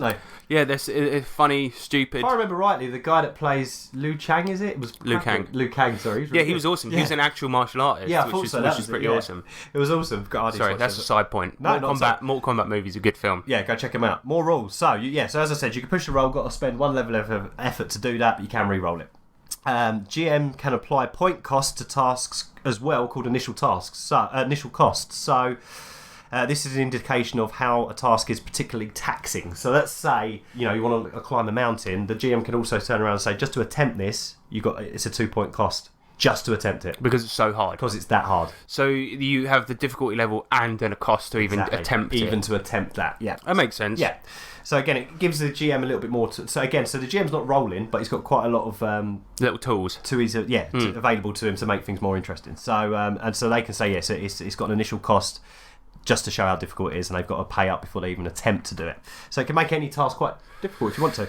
Yeah, and I think what represents actual in-game, what it simulates is like okay, you're definitely going to exhaust yourself doing this a little bit. Yeah. You know what I mean? Like, so that, like you said about the like an old door trying to really smash it open. Yeah. Like, it's like, it's possible, but only if you utterly exhaust yourself. Exactly. Or I guess it's another kind of situation might be where the players are just coming out with stupid things that would be impossible, but it's like, yeah, cool, you can give it a shot by all means, but it's going to cost you 5 effort. To even give it a go. Yeah. Exactly. So that's quite cool. So the book then goes in from that bit into situational rules. There's bundles in there. It's a bit like Savage Worlds, really. It gives you distance, attack modifiers, actions. It's all in there. If you've already read Savage Worlds, you won't struggle in reading Cypher System. That's a good point, yeah, because it does a lot of things that those modern type games do. I guess GURPS isn't that modern, but GURPS, Savage Worlds. Yeah. The new Shadowruns, they have advantages and disadvantages and stuff like this. Yeah, I'm liking it so far. There's actions, things like that. So special actions, attack actions. The whatever. There's it's all in there. So yeah, and then right. So let's move on to. So if you're damaging damage to PCs to subtract from their particular stat pool, as we said earlier, with one stat pool, when one stat pool gets to 0, so say might would go first. Once might gets down to 0, so if somebody hits you right in the might, and you take 9, and that's all of it gone to 0. Hit me in the intellect. Hit me in the intellect. You don't go down like in Mutant Year Zero. What will then happen is that it will then switch over to a pre-designated stat. So once your might runs out, it'll then go to intellect. If you've got down to 0 on might and you're now taking damage to intellect because might's gone to 0, then there's also a damage track, and that means you're track 1. So basically, ultimately, once they all go to 0, you die. That's pretty cool. Yeah. So that means like if you're in a battle, somebody's hit you so hard, like physically, you're really, really waning. Suddenly, you just retreat into your brain. You're like, okay, can't feel the pain anymore. Come to my happy place. Exactly. Yeah. And they're hitting you right in the brain because they just won't stop. Exactly. And then that goes to 0, and then it goes into your speed. You're trying to crawl away, whatever. Yeah, that's really cool, man. So it's a set order, and each time you hit 0 on your stat, you go down on the damage track until they're all 0, and then you die. That's fucking cool. And there are also lots of listed optional rules, which is nice as well. So you've got a lot of little house rules that you can put in there as well. Each section has recommended optional rules as well, so that's quite nice. What is it like for different genres and shit? Exactly. Okay, cool. At any time, this is fun. So at any time during play, the GM can introduce an unexpected complication for a character. When they introduce it in this way, they must give the player 2 XP straight up. So it's called GM intrusion. Oh, that's what that is. Yeah, so cool. GM can intrude at any time on a particular character, but if they are going to intrude, they must give them 2 XP straight up. You get 2 XP for it. Okay. So it costs the GM. So the GM can't be doing it all the time because they're going to be levelling up their guys. So are there any examples of this type of thing? So basically, when that happens, first of all, the player must straight away give 1 XP to another player. Okay, so they get 2 XP, but they get 1, somebody else gets 1. Someone else gets 1, exactly. The player in turn must immediately give that 1 XP to another player and justify the gift. So they have to justify why. So often the GM introduces when a player attempts an action that should be an automatic success. So if something that should be so easy is going to be a 0, to make it a little bit more spicy, the GM can introduce an intrusion to make it a little bit more difficult. So this kind of reminds me a little bit of... I don't know if it would be this big a thing, but forget about it. It's sort of the precursor to Wise Guys, and it was like it's a pretty easy task. You just take the body out to the desert and then you bury it. But there can be complications. Yeah. So it could be like, I don't know, as you get the body out of the car. Yeah, of course, anyone can just lift the body. 2 people can lift the body out of a car and just chuck it in a hole. Yeah. But just as you're getting it out, suddenly you just hear an officer come in and he's just like, what's all that then? Yeah, exactly. And then now it's a difficult task. So. Yeah, that sounds cool. Yeah, exactly. And it doesn't have to be on level 0. But then I guess the person who initially lifted the body out gets 2 XP, but he gives 1 of it to the other guy that's helping him. Precisely, that's exactly it. So things like that. And also, it doesn't have to be for like easy tasks. The GM can introduce an intrusion whenever they want. Yeah, you're doing an impossible task. Yeah. Worthy of might, but suddenly... the sun explodes. Yeah, exactly.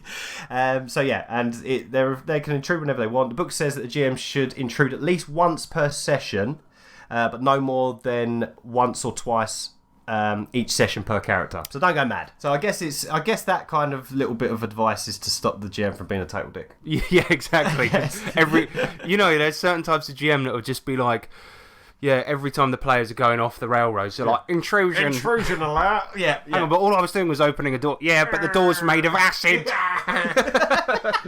Yeah, exactly. So anytime the GM intrudes, the PC can spend 1 XP to refuse the intrusion. So you can say, fuck off. So basically, if he tries to intrude, you can spend 1 of your own XP to say, no, I'm not having it. I don't want it. So, but would you still... Okay, but then you're already being given... or do you only get the 2 XP if it goes ahead? Yeah. Okay, that makes sense. But that also means that they don't get the XP for the intrusion. So basically, it costs them to stop it. That's cool, man. Yeah. So there's a little bit of both on both sides. A little bit of a push and pull mechanic, I guess. But if the PC has no XP to spend, you cannot refuse the GM intrusion. Good. You have to take it. Good. Take that. Get bitch. back on the railroad. Yeah, get that bitch. So XP is kind of like currency in this game. It's not quite as it's not like your normal kind of XP just leveling up. It's almost like a currency. You spend it in player arcs, and depending on how developed your arc gets, you'll then get in-game benefits. So you might develop more connections to the world. It's all about building up your character within the world. That's great. Yeah. So XP's there's a whole section for XP and character arcs, and it's very different. It's not just like you get to level 2, you get this set amount of thing, or you can spend some stuff. You pick from predestinated things depending on how your arc's going, and also your arc is for you, not for anyone else. It's not the game arc; it's your personal arc within that game, and it can change. You can take on more things that you want to do. Maybe a story affects you in a way, and it affects your arc. It's all about that narrative. I like any game that encourages role playing, man. I'm up for it. Exactly that. So player arcs means, so they can invest in themselves, and that in turn invests into great stories, character depth, and development in the whole world. Story arcs you could pick up. So you pick one for free at the beginning. and then you can pick additional ones later on. So PC's personal progression can lead to more perks, bonuses, story arc targets, or if story arc targets become successful, if you do what you're trying to do in your arc. Gives you a little bit more kind of investment in yourself as well. So if, what's some examples of like a story arc then? Check it out. Do you get to... Okay, I'll turn to the page. Have a quick look. I just don't want to catch him in bed with a goblin. But if he's in there rolling around hacking him up and he's got a goblin guide, taking him into the cave, I'm not expecting him to not get dirty. So I'm looking at the story arcs in the book. We've got things like assist an organisation. You set out to accomplish something that will further an organisation. You're probably allied with them, or they're rewarding you for your help in some fashion. Mm-hmm. Opening. Responding to the call, you work out all the details of what's expected to you and rewards, if any, you might get. You also get the specifics of what's required to join and advance. There's also birth. You are becoming a parent. Oh, yeah. So, and if you achieve them in the game, then you get the shit that's on here. Shit that comes with it. Yeah. So, when you complete one of these, do you get to pick a new one? I guess so. Yeah. Yeah. You can have more. So you get one for free when you start, and then you can then acquire more as you progress. Yeah, these are really great. They're cool, aren't they? And the GM can also give out GM awards whenever they want. So it's like currency. You can reward your players with GM with XP, and they could be for discovering a new part of the town. New discoveries will often invoke XP GM rewards, stuff like that. Great. And then that's like currency. You build up your XP, and then that's how you spend it on your arcs and stuff, which is quite cool.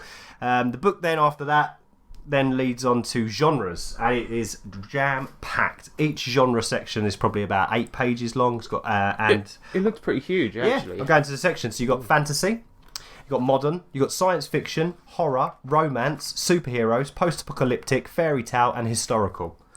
So tell me a game don't fit into one of them. Yeah, exactly. That's a good point. So anything you can imagine, the game's got you covered in some way here. I think I don't know who plays romance games though. I mean, I'm glad they put it in there. There's even a picture here of a lovely couple, one of whom is pregnant, the other one's got his arms around her. Gorgeous. Great artwork, but it's just weird. Like, imagine us sitting down playing a romance game boys. together. All right, boys, we're playing romance this week, and it was do that now. Do not. No, let's see. But I can make it a sick romance. But then, True Romance, the film is a romance. But in it's a not. Way, exactly. So is Phantom of the Opera. There you go. Exactly. Yeah. So it's how you portray it, I guess. Yeah. I just want to play a game like EastEnders or Neighbours. You know what I mean? Be a bunch of incels trying to get a girlfriend. Yeah, well, that would be a good. It's like it's not romance; it's forced romance. Oh my god, we're treading on dodgy territory here. You, sir, are arrested for forced romance. Forced romance. The book then goes into detail of each genre, gives you tips on running them. How to run each genre, and it mentions, as I said earlier, it mentions that any type of game with magic in it would be deemed as a fantasy game, but don't think fantasy in its kind of descriptive term, as a kind of a broad term. The genre sections also have threat tables, which is nice. Even in the modern one, there's a whole teenage threat table or kid threat table. So if you're doing a bit of a Tales of the Loop thing, you've got a whole table in there just for that. Pretty cool. So what are the threat tables about then? Is it just like little twists and shit that you can whack in there? Things like that. Yeah, just nice. gives you a little bit of putting a story together and stuff. And like I said, each genre section will come with optional rules to help fine tune a game. Like the horror section has a horror rule that's optional. I guess it's kind of like a Call of Cthulhu-esque type thing. That's pretty cool. Yeah, I'm looking at the post-apocalyptic one. Yep. It's got wasteland threats. You roll a d10, and it's got a dilapidated infrastructure. The building, underpass, tunnel, or cave collapses. Ooh, that's cool. Yep. Animate vegetation. Kudzu got a lot worse in the aftermath. Creatures that fail a speed defense roll take 4 points of damage each around from strangulation and vine constriction. Vine constriction. Not bad. Yeah, so that goes, and then you've got all them areas. Like I said, massive book. And then the next section, the GM section, it's got a nice big bestiary in it. Yeah, I was just looking at that. With a large selection of different types of creatures. So again, it's there's a deep one in there. It's got time travel as a genre. Yeah. Oh yeah, look, I'm looking at the monsters here. There's one Vat Reject. It's like a horrific clone. It's like part metal, part beast. Look at this fucking thing. War Droid. I think that's like a no, it's like a wardrobe that has become This is sentient. See, this is why I don't make the jokes. It's got a big thing of NPCs as well. Yep, loads for that. As I said, it comes with optional rules. Nice big bestiary. Mighty wizard. Yeah, I saw him. And then after that, it comes along to, again, there's a whole section for ciphers. Like I said before, there's ones in there you can make. There's an area to write your own ciphers and stuff. Again, and they're like one-use items, if you like. Yeah, and it's got like D100 tables for all of them. Yeah. Subtle Cypher table. If you roll a 55, that's a motion sensor. Ooh. Or perfection. But I guess if you were trapping it, the motion sensor, if you're playing, say, classic fantasy game, that could be that you suddenly, like, everything goes quiet and you can hear what the movement in other rooms or something like this. Yeah, exactly. That's really clever. So yeah, it comes with, like I said, comes with a nice long list of ciphers in there, or you can make your own. And then the book then goes into running the game. So it's a nice little section at the end about how to run a good cipher game. Section called rules, and there's a nice little bit that I really like that says rules versus story. And it says that, it explains that the rules are very generic in their design, and it's the flavour and the trappings that make everything the way it is. So a good example would be there's no difference between a judo roll and a brawling roll, right? Because you're rolling exactly the same. The mechanics, but it's about trappings, but it's how you say it. So if you're doing so like even within so if I made a boxer versus a kung fu guy, it's like, okay, the mechanics are the same, but when I describe my action, it's either I go for a right hook or I go for a roundhouse. Exactly, you've nailed it. And well, it doesn't, because we used to that anyway. I mean, we do it in other games that don't suggest it. But like Savage Worlds and GURPS and all of these things, they're kind of similar. And that's the thing that people should do in every game. I think so. But I think I like it when it's encouraged, because it means that you often get players like, okay, you know, in Savage Worlds or a game like this, shooting is the same thing, right? Yep. But you're like, well, my character's not a rocket launcher guy. He's a silenced pistol guy if you're playing James Bond, you know? Yeah. And your pistol's always going to do, say, 6 damage, regardless of what it is. So, or it's medium or heavy. That's the easy part about it. So... yeah, like I said, so like judo rolls, brawling, it's all the same role. It's about the flavour and the character and the narrative that makes it feel different. It helps for a very story-centric game, and again, it doesn't bog you down in specifics. You're not looking up a certain rule for a judo kick. It's just always going to be the same stuff. Yeah, that's awesome. That's really good. And that's what I like about it. And I'll be honest with you, I'm really impressed with it. I think it's right up my alley for a nice, easy, lazy game if I want to. Well, I do enjoy. I love actually player-facing games. Yeah. Like Tales from the Loop is one of my favourites, because all you do as a GM is focus on cool story things. Exactly. You want to hand out extra XP, you know, you can do this intrusion, or you want to add something cool, then they can get a cipher, and it can be anything. Like, it's just, it seems like the whole thing is based around making these like actions seem cool. Yeah. And what I really, really like about the book as well is the way it includes all of the settings in there. Yeah, that's I was just flipping through it just now, and what's cool is it's got extra gear for the settings. Yep. You don't have to buy all of these books, man. So they just need that book. That's that is very, very cool. And maybe that's why now. Remember when we was talking off mic before we started? You said, "Oh, you know, I want to pick it up, but it's quite expensive." But I can get this, because this is the type of book you just need this. Yeah. You don't need anything else. I mean, they might come up with settings in little supplements, but the point is you don't need them. Every setting will still fit into that blueprint in some way. Well, I also like the way, one of the things I find cool about this system is, often in D&D, for example, as a baseline, it will say 25. A roll of 25 is impossible, right?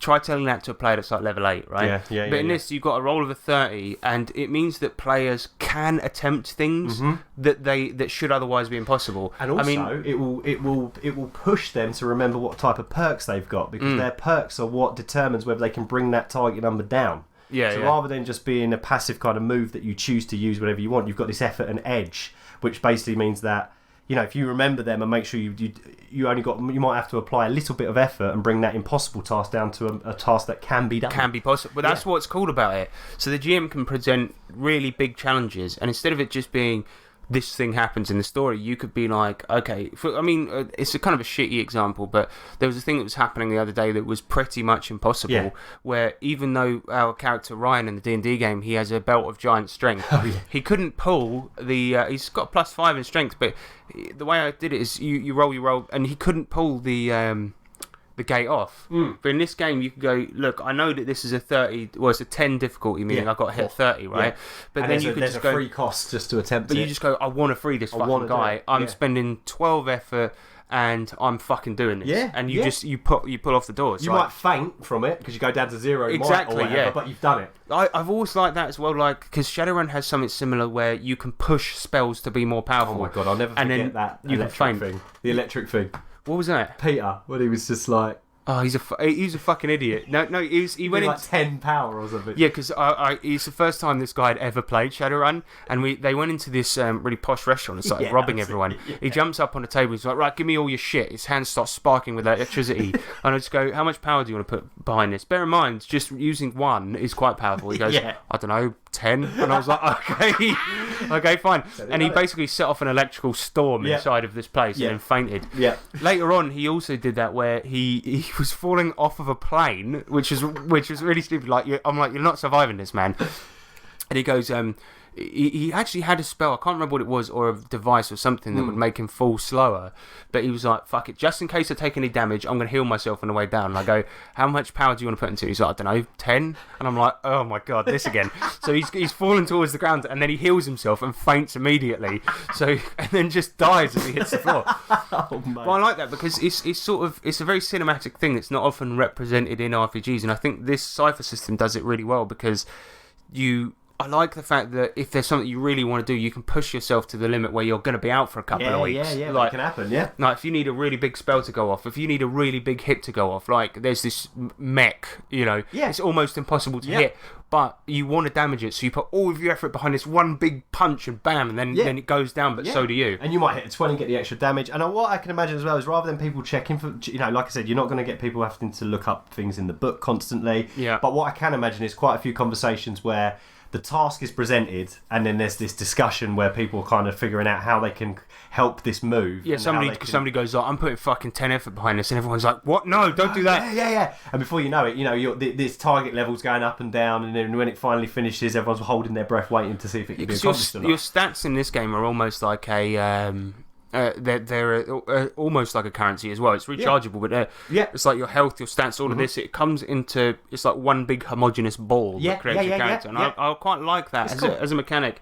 Seems fucking brilliant, man. It does look good, and you have your max stats, so you might be a max of 10 to start with, and then you can only ever go up to 10. But obviously, you've then got your pool, which determines how much effort you're putting in, and your edge bonuses, and your ciphers. Just seen on the back that this game, I think, is the generic version. I did think this when we started the review, but I didn't want to say it. But I think it's the generic version of Numenera, which is a fantasy game, That's right. I think, and The Strange, which I think is like a world hopping game. Not sure. Yeah, they've always mentioned them two, but yeah. So it's the Savage Worlds of them two games, if you like. And it's nice as well because I got to be honest. I as much as I love things like Savage Worlds and games that aren't D20, I do love a D20 game, and that's why I think this is going to be great. Yeah, it's going to be fun. You roll a couple of other dice for whatever reason. I think it uses a D100 for certain stuff, but yeah, for ciphers it does. Yeah, ciphers and that. But the main thing is, you're rolling that D20. But it's because when I read it about target number and stuff, I was like, oh god, is that going to be difficult on the fly? But it's not. You just times it by 3. Is there a GM screen you can get of it?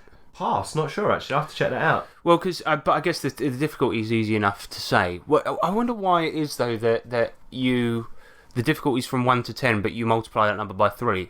Because you're rolling D20, I guess. I guess so, but why not just have the other numbers? Yeah, that's true. But then I guess all it is as simple as just printing out that little table and then just having it in front of you. Yeah, exactly. And if you've got one on the player side as well, because the GM's not rolling everything, you know what he just says, right, that's a level 4 task. I've always found that player-facing games do lead to great stories as well, and I think this one, like the way that it kind of works with that sort of buying stuff off, and a GM can do intrusions as well.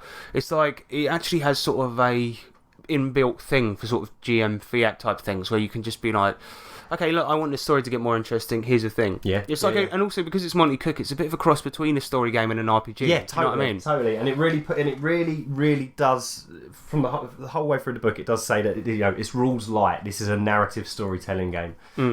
Push the narrative and like the story arcs, make you get invested in the story regardless because you're part of that world. I think it's cracking. I mean, obviously we've got to put it to the test.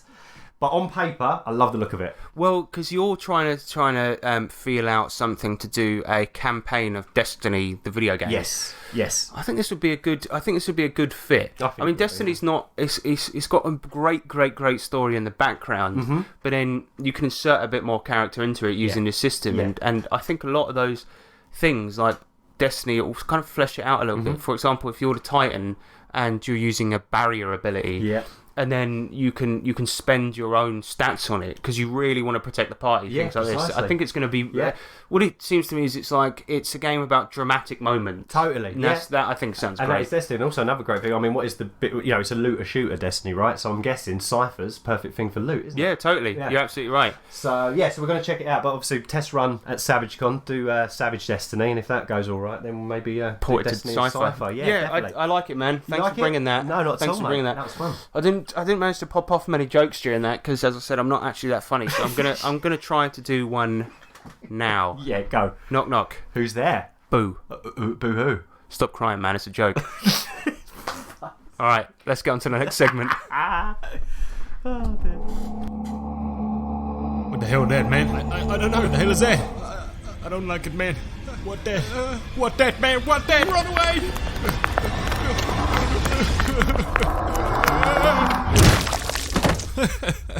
What that? Alright, so this is what dat. What I've done is I've created RPG soundscapes for the mind. I've basically just made some noises on my computer, and they all relate to either RPG products, RPG terms, RPG situations, and Nick has to figure out what they are. So this is the first sound. Oh, one. Unlucky, mate. Oh, man, that's one, bad. man. Sorry, That mate. Can he do it? Can he do it? Oh, yes! Nice! Yes! Oh, that sounds to me like a Benny roll. No, unfortunately not. You're wrong. This is the sound of somebody rolling a 1, Oh, that's what I was spending thinking. inspiration, then getting a 20. Oh, that was me. Yeah, that happened the other day in the game. That was remarkable. We had some incredible my rolls God. the other day in and the I D&D used game. the same dice the following week, and they were trash. Yeah, everyone thought because he's got these like yellow dice, and we thought they were like gifted in some way. Because there was a point where I said to Nick, I was like, okay, he was in such a dire situation. He was hanging over the edge of a volcano into the lava. His feet were like cooking, and I said, okay, well you've got a roll. You've got one more roll, or you're gonna die, basically. And he rolled a 20. Yeah. Yeah. It was just crazy. Survives. But here's the next sound. Hit me. You stand in the cave of goblins. They look at you angrily, charging forward, their daggers at the ready. I'm going to take your things, one of them says as he lunges at you. What do you do? Gucci gang, Gucci gang, Gucci gang, Gucci gang, Gucci gang, Gucci gang, Gucci gang. I wanna stab that goblin, then I wanna loot that goblin. Beat that Pete, I'm gon' Pete. Somebody pass the chips, please. I wanna stab that goblin, then I wanna loot that goblin. I need a Pete, I'm gon' Pete. Somebody pass the chips, please. I've actually forgot what I was doing. I was so wrapped up in the music. That's great. Somebody grab that goblin. Oh my God, what is that? Fucking D&D hip hop. Well, D&D hip hop isn't a thing, so I'll allow you one more guess. It's this game situation. I'll give you that clue. Oh, it's not a bard attacking, is it? No, unfortunately not. This was the Rap sound bard. of so it was him describing a situation, and then some mumble rap. It's when somebody mumbles what they want to do, and you can't figure out what they wanted to do. So what are you gonna do? I'm gonna. It's usually my brother. I want to serve that goblin. I'm gonna do that goblin. All right, next That sound. needs to be released. That song. Having dealt with the goblin problem, you return home back to your village, where you are given a hero's welcome. People line the streets applauding and handing you bread and ale whilst patting you on the back. And there are children... What the fuck? Jeez. Can you shut the fuck up? Oh my God! I know exactly. Yeah, loud eaters at the fucking table. That's Yep, it. there was a guy that used to be in our group, and it was always he'd get a fucking wedge of crisps, put them in his mouth, and you do this. And it's always at the most like dramatically inappropriate times. It's Always. like, you open the door and you see. My brother as well, man. He's fucking burping at the table. Like every time he drinks a fizzy drink, he does these burps, but he always tries to make it sound funny, and it's fucking annoying. Yeah, it's just horrible, man. He's a madman. Horrible. Right, next one. Go. That's it. Go for the chin. No, not like that. Oh, bloody hell. This isn't going well at all. Don't worry, guys. I've got this.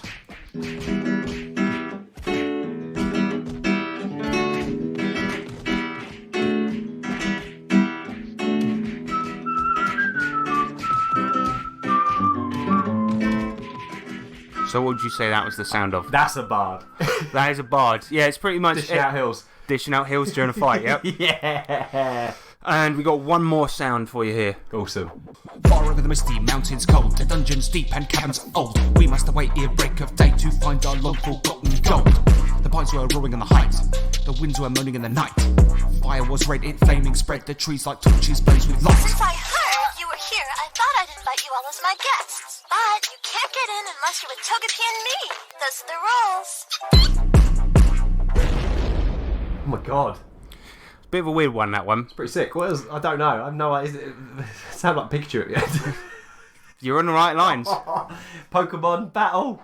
Okay, so that was a bit of a weird one. I didn't think you'd get it. So it's a dubstep backing track, Yeah. and over the top I rapped the lyrics to the dwarf song from Lord of the Rings, The Misty Mountains, and then there was a clip of Misty from Pokemon talking. Misty, of course. So it's Misty Step. Dubstep, Misty. Very good. That should be a like a cryptic crossword clue. Yeah. That's really good. Very good. It's like the woman from Pokemon doing a popular form of electronic music. That's what you need to do. Misty Start Step. doing mad mashups. Yeah. Well, that's Very good. that's what that. Did I win? Well, I think you got one right, so that was a high loss. I'll take that with me. That was a big loss. Damn it. Right, next.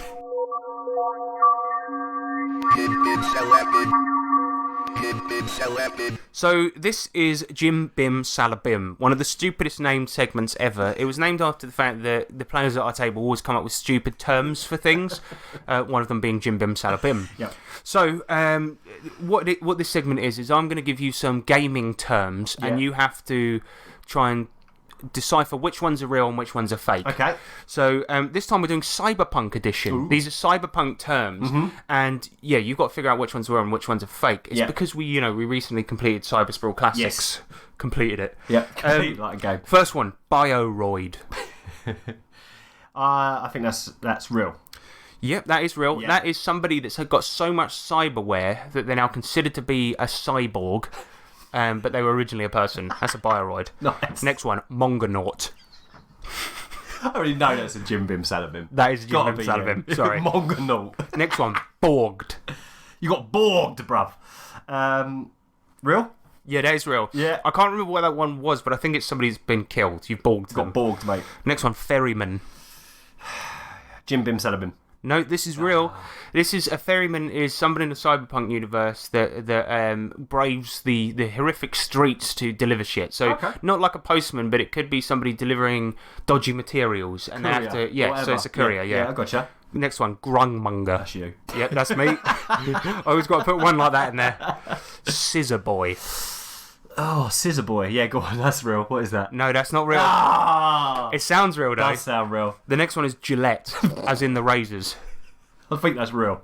It is real, and it's somebody that uses a samurai sword. Despite the fact that everyone walks around with guns, this guy uses a samurai sword. He's a Gillette. He's a Gillette. He's a slicer. Ram Jammer. Ram Jammer. Real? That is real. Yes! That's another name for a hacker that gets past thick security. You're a Ram Jammer. You Ram Jammer past it. Leg Negger. That's Negger, by the way, Negger. Yeah. That's real? No, that's fake. That's fake. I was trying to make it sound a bit like Ram Jammer. Yeah. The very last one is Ray-Ban mode. Ray-Ban mode. Do you know what? I think it's real. It is real, and it's when you're out on the streets and you're about to do a stealth mission. You put your sunglasses on, you pop your collar up. That's rainbow mode. Ray-Ban mode. Rainbow mode. No, rainbow mode would be the exact opposite. Yeah, Ray-Ban mode is going mode. into stealth mode. Gotcha. Yeah. Putting your shades on. I like it. So that's our cyberpunk Jim Bim Salabim. They're very nice. Yeah, I did think I do like the term Gillette. It's sort of it's sort of like an insult for people that use a sword for some reason. Right, Gillette. Yeah, you're right, Gillette. So next up we're going to get into electro letters. Yay. Let's do this. In the future, you will be able to send a letter or parcel from anywhere on the planet. This, sir, is the electro letter. So, for this electro letters, we asked you to send in your gaming problems, and we'll solve them like an agony aunt. That's it. Yeah, like D&Deirdre. Yeah. So it's D&Deirdre. Oh, yeah. there you go. That's good. Hey. All right. So the first one is from Timothy Peer. He says, "How do I get my fellow players to do things instead of just react? They, while not new to RPGs, are new to AD&D." Ooh. So I've actually heard this problem happen before, where often the GM will describe a big thing, like he'll describe the whole scene, the battle, what's going on, and the players just sit there. And I think what this boils down to is players not knowing when they can jump in. And the answer to that is whenever the fuck you like. Yeah, and I think you should just... he's probably told his players, just jump in. Jump in. And that puts pressure on you. Yeah. If there's a silence after... Especially if you've delivered such a rousing kind of description, and then the dust settles and it's like, so... And nobody wants to do anything. Because they're scared. A good way is just to ask, what do you want to do? And that way you can just get people to do something. But often it will feel forced. Maybe another piece of advice would be encourage your players to ask questions about shit. Because I often do. I'll be like, that tree you mentioned, is it...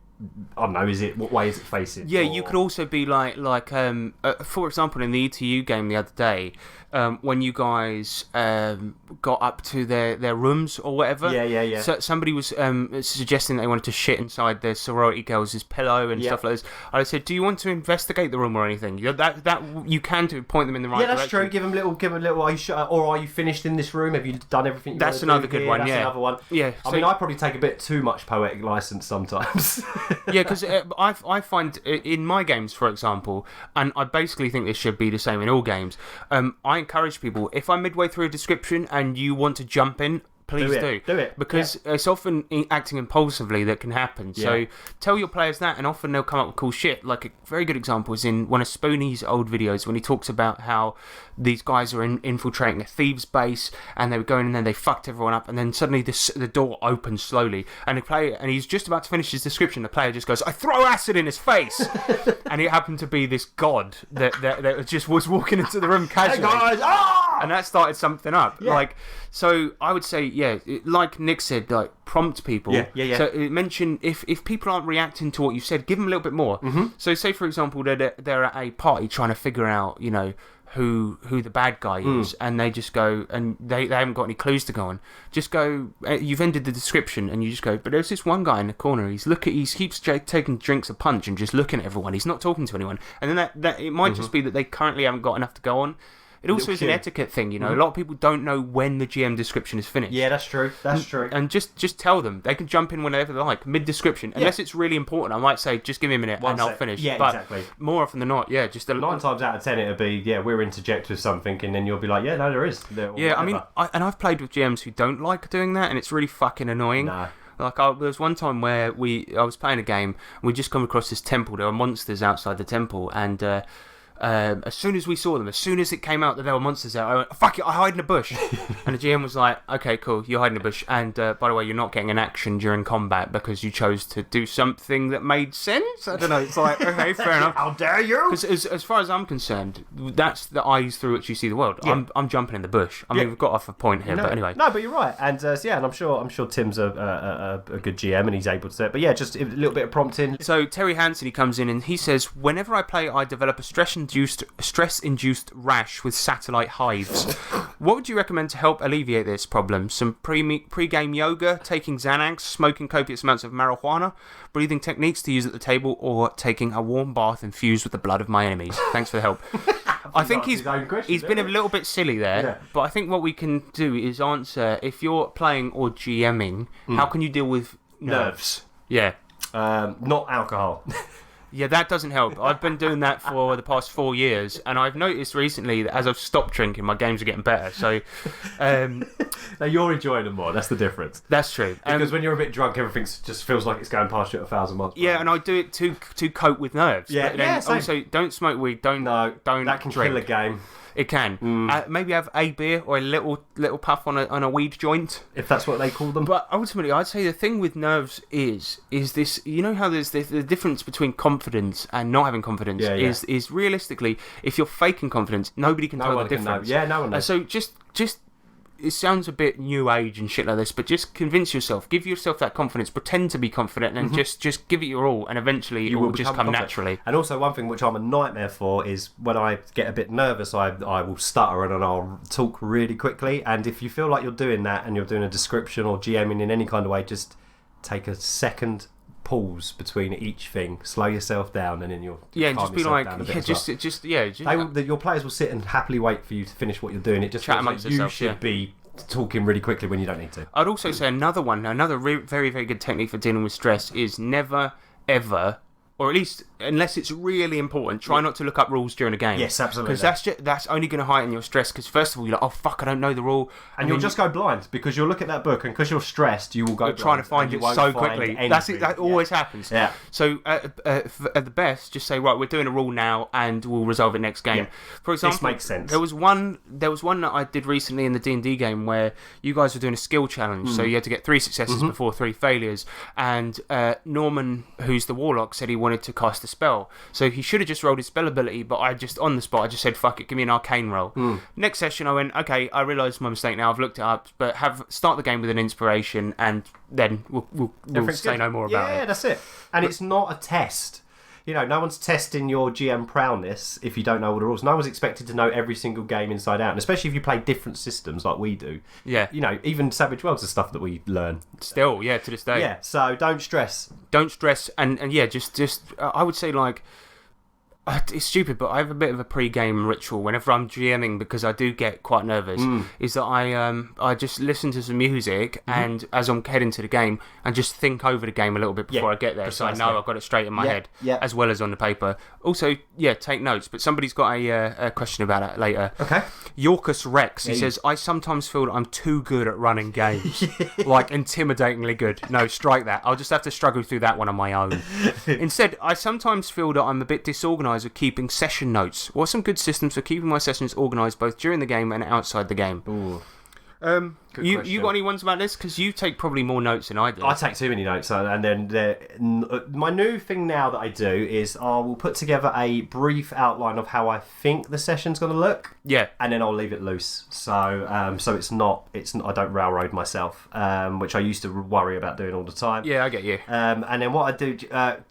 Well, note-wise, I would just say a good one is always the name pool. Is always good. Have a bunch of names on a piece of paper. Definitely. Yeah. And then as you create an NPC, just scratch it off, and also have a separate sheet for all your kind of players or people in that world, so they're easy to go to. Yeah, I do that. And another one. Your note taking's really good. It's gotten better because I've started doing it recently to make my life a little bit easier. What I do nowadays is, even if I'm running a pre-made adventure, I boil it down to a one sheet. Oh, and your flowchart method's really good. Yeah, too. well, that I nicked off of Dungeon Craft actually. Yeah. But yeah, it's a great method, because if you think the adventure can go off rails at certain points, draw it like a flowchart. Yeah. So, for example, if they've been given a task by a witch or something to go and hunt down some relic, right? Yeah. She gives you the task, you refuse, right? Then do another flowchart of how they might discover it later. If they say no, this is what happens. If they say no, she might pressure them into doing it, or something, whatever.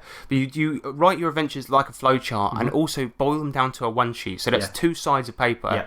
And what I do now, because we're playing D&D and a lot of it is dungeon crawls, like I'll have one side of the page with a dungeon on it, and instead of writing out massive descriptors or bringing the adventure book with me if I'm running a pre-made, I'll just write an arrow pointing to the room with a couple of words. For example, I might just write "smells awful," and then that will prompt me to describe it during the game. Yeah. And I might just write 100 GP in the corner of the room or whatever. Yeah. Just things like that. Just the important stuff. Just the important bits. You just dress it up. Yeah, and I recently ran the adventure that we did in the tomb of the old mummy. Was from a book called Darkhold Goblin Adventures. I just took the tomb out of that, and so what I did is I drew the map of the tomb on one side of the page, and then I had all of the notes and the way the story might go on the other side of the page, and all the descriptions just next to the rooms on the map I'd drawn. Yeah, and react to what the players do. Don't kind of make them act on what you've got. As for taking notes outside of the game, do you ever do that? No, not outside. Well, like after the game, like things have happened. Oh, if for me, I'm quite good at that. So if there's something that pops up or a decision is made that might not seem like it's important at the time, but as a GM you think, oh, that could be really interesting later on, I will make a quick note on a piece of paper in front of me just so I don't That's forget. what I do. Like for example, there was a recent game where one of you guys licked a frog. Yeah. And I want to have that sort of maybe come back at some point. Exactly. And also you swallowed a bunch of black gunk. I So did, literally all I wrote down was Nick swallowed gunk, Ryan licked toad. Exactly. And that was it. But that will give you a little seed, and then later on down the line you'll be like, oh yeah. It helps you remember it as well because you've written it down. And the players will love it. So all you doesn't miss anything. Really big shit, just quickly scroll it down 3 words so you can remember what it was. That's it. Absolutely. Next one is quite an interesting one actually. It comes from Antonia Custance Baker. Oh, that's a newbie. Hello, welcome. And a woman as well. Yeah. Hello. And that's why we don't have any female listeners. Right. After many years of training, I have schooled myself in responding with impressed awe when a gamer describes killing a dragon. It's a bit of plastic. Or meeting a celebrity. It's the GM putting on a funny voice.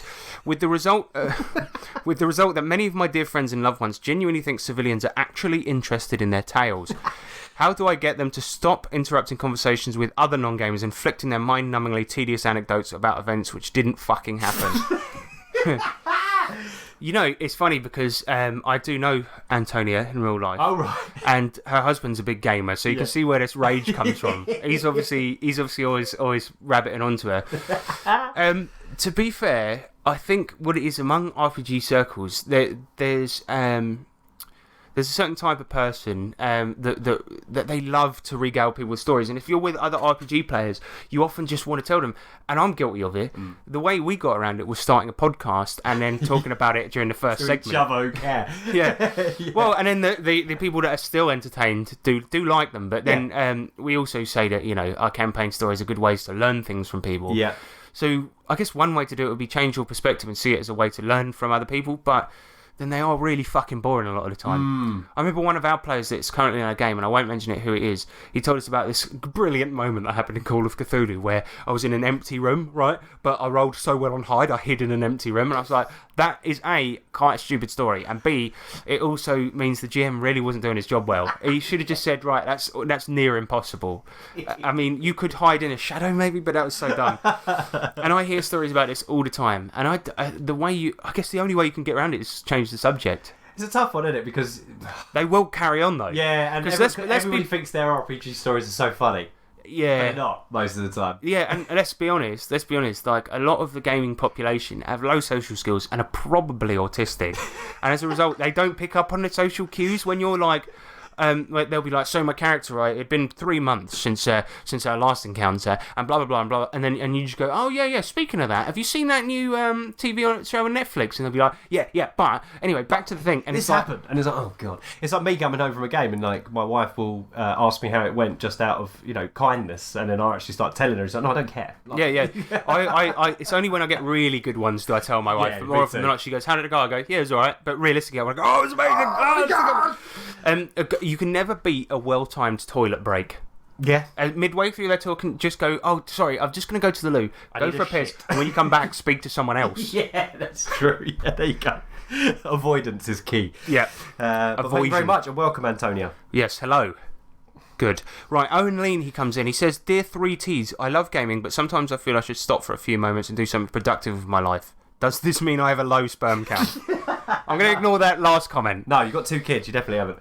Yes, exactly. I don't know, man. Sometimes I feel about it like this, but I feel my main thing is that also takes a change of perspective. If you're doing anything that makes you happy and it isn't hurting anyone, that is productive. Absolutely, that is productive. And you know, define productive. You know, for me, I got, you know, being at work's productive, I guess, and then when I'm not, my own time is still productive, but it's because it's, for me. It's towards your own happiness, your own sanity, and mental health. Yeah, exactly. I mean, I feel as if these games are a very, very good escape, and they help with a lot of problems in life. So it definitely is productive, 100%. Yeah, definitely. It's not really the answer you wanted, but if you feel like taken away from gaming for a little bit, just read a book.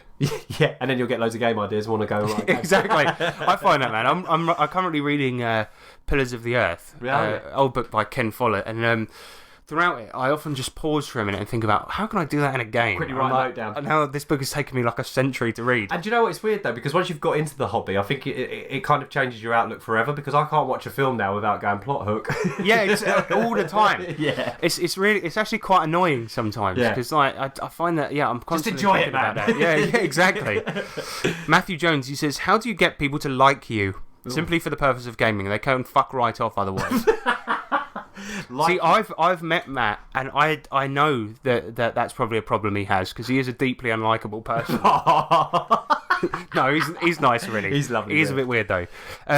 But so if you want to get people to like you for the purposes of gaming, I mean, I don't fucking know. Run a good game, I guess.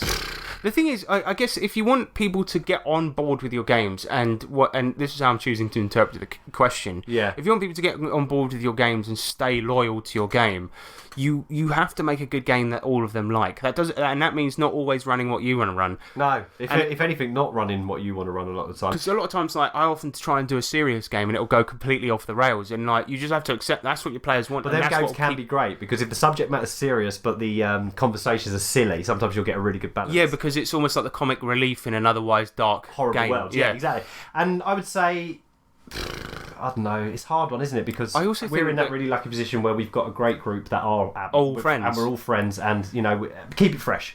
Keep it fresh as well. That's another good one, yeah. And always keep evolving. I mean, if we could flash back 4 years to your original game, on just maps drawn on graphed paper, to now, you're always evolving. Additionally, I think that my games are a lot more coherent nowadays than they were back then. But I just think I've got nothing to compare it to, so it's all good, mate. Good point.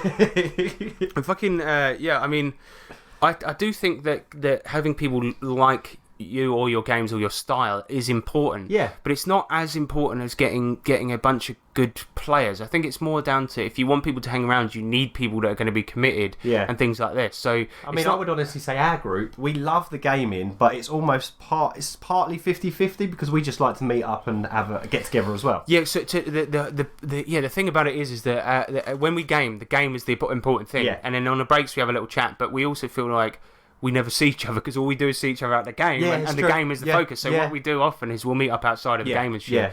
So maybe, I don't know, that might be a good thing as well. If you've got a bunch of new players and you don't know them, and you've just started a game at your friendly game store, go out do a for social, a drink. do a social event. Yeah, go for a drink beer, or something. and also that might be a prime time to actually get some ideas get a flavour of what your guys like. Like and don't like. Yeah. If you're playing a game currently, and then you'll go have a break and have an evening where you're having a few beers and a chat, and it all comes to, it turns out that they all like horror.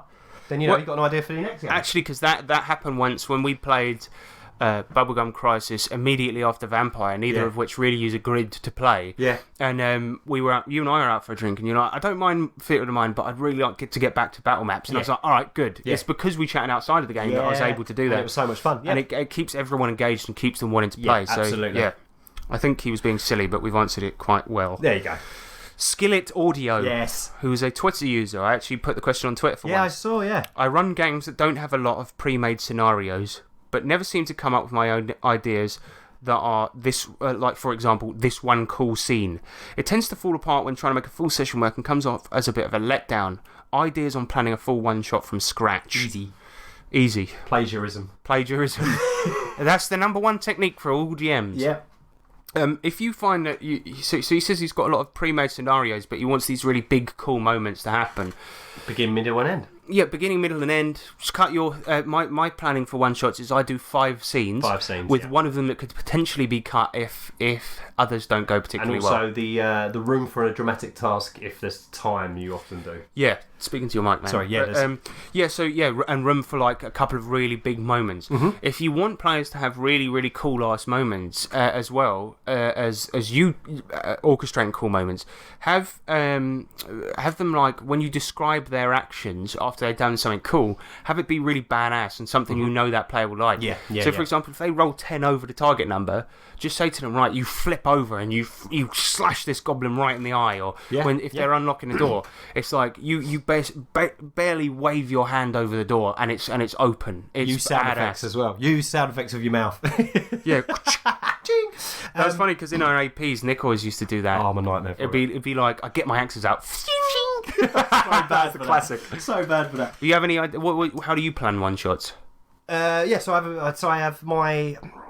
get my idea from, normally, like I said, plagiarism, nick it from watch a TV show or whatever, get an idea, and then I'm the same. So I'll set up my main scenes that have to be in the game, and that's the main thing. As long as I've got the main parts planned, I try to You see, like in a normal campaign, travelling can be a big deal. Stuff like cut Yeah. all that unnecessary stuff out. That's what we're doing in Just keep D&D, it man. fresh and keep it big. Cut Get to the anything big boring points. and simulationist out. Yeah. If you want cool moments, For one do shots, that. Yeah, for one shots, definitely. And also interludes. Yeah, get the players around a fire at some point Yeah. and let them tell stories about Yeah. their characters. Yeah. And that'll then you make can it- find that would be a cool moment. It's not like a big dramatic one, but it's like... Flashbacks are fun as well. Yeah. They make things pretty epic. Just throw a flashback in there for no particular reason. That's all I also good. say if you're running a long campaign, plan each episode like a one-shot. Yes. Even if it's one big arc. Like, for example, in Vampire, they were investigating people that were killing vampires. Yeah, right? yeah. And so there was one where they'd heard that because vampires, they often... like bring in people that are great artists and things like this. They'd heard that as soon as these vampires started going down, that Rammstein were in town at the same time. Yeah. So they reckon that for some reason somebody's childed in Rammstein and that they might be responsible. So that particular session is about getting into a gig and getting access to a very high profile band. Yeah. Next one, they find out they at the end of it, they found out that Rammstein weren't responsible, but one of them, who was a vampire, had been killed, and fleeing from the scene, they see somebody escaping using grappling hooks and things like this. Yep. Suddenly they got another lead. The next session is another one shot, all about trying to track down this one person. Yep, and try and if you want to keep it really exciting, I know it's not always possible, but try to leave each episode on the cliffhanger. Yeah, oh, definitely. It's hard, even if it means ending the session like 20 minutes early. Yeah. Because otherwise you'll get to this really big moment where everyone's like, oh, and it's like, right, now we've got to do roll 10 for minutes of travelling. battle. Yeah, or whatever. Roll for and travelling then through we'll the call it a day. wilderness or whatever, yeah. 'cause- And also, if you can, and you've got a steady group or whatever, hype up in between sessions. Talk about what happened. Keep the hype going. Yeah, have a group, have a WhatsApp group or a Yep. Facebook group. Yep. Yeah, that'll totally get people, because sometimes you find that in the game it can be as simple as, you chop the goblin's head off, and then when people start to embellish the story and they see it as a story after the game, details will become more epic Yeah, as you absolutely. remember It them. becomes folklore. People might find a cool picture that represents what happened in the game. You post it on You the love group. doing that, man. I You used to love it, post mate. pictures of your I weapons and love stuff. it. Yeah, love it. Final one comes in from Lewis Pineda, and it's more of a general question for us, Okay. but a bloody good one. It's one we've answered before, but I think that our answers would have evolved. So this will be a few questions, he says, because I've games with different groups, and every group has their own food culture. Ooh. What do you guys bring to the table when it comes to food and drink? What's always there, and what's the special treat? Ooh.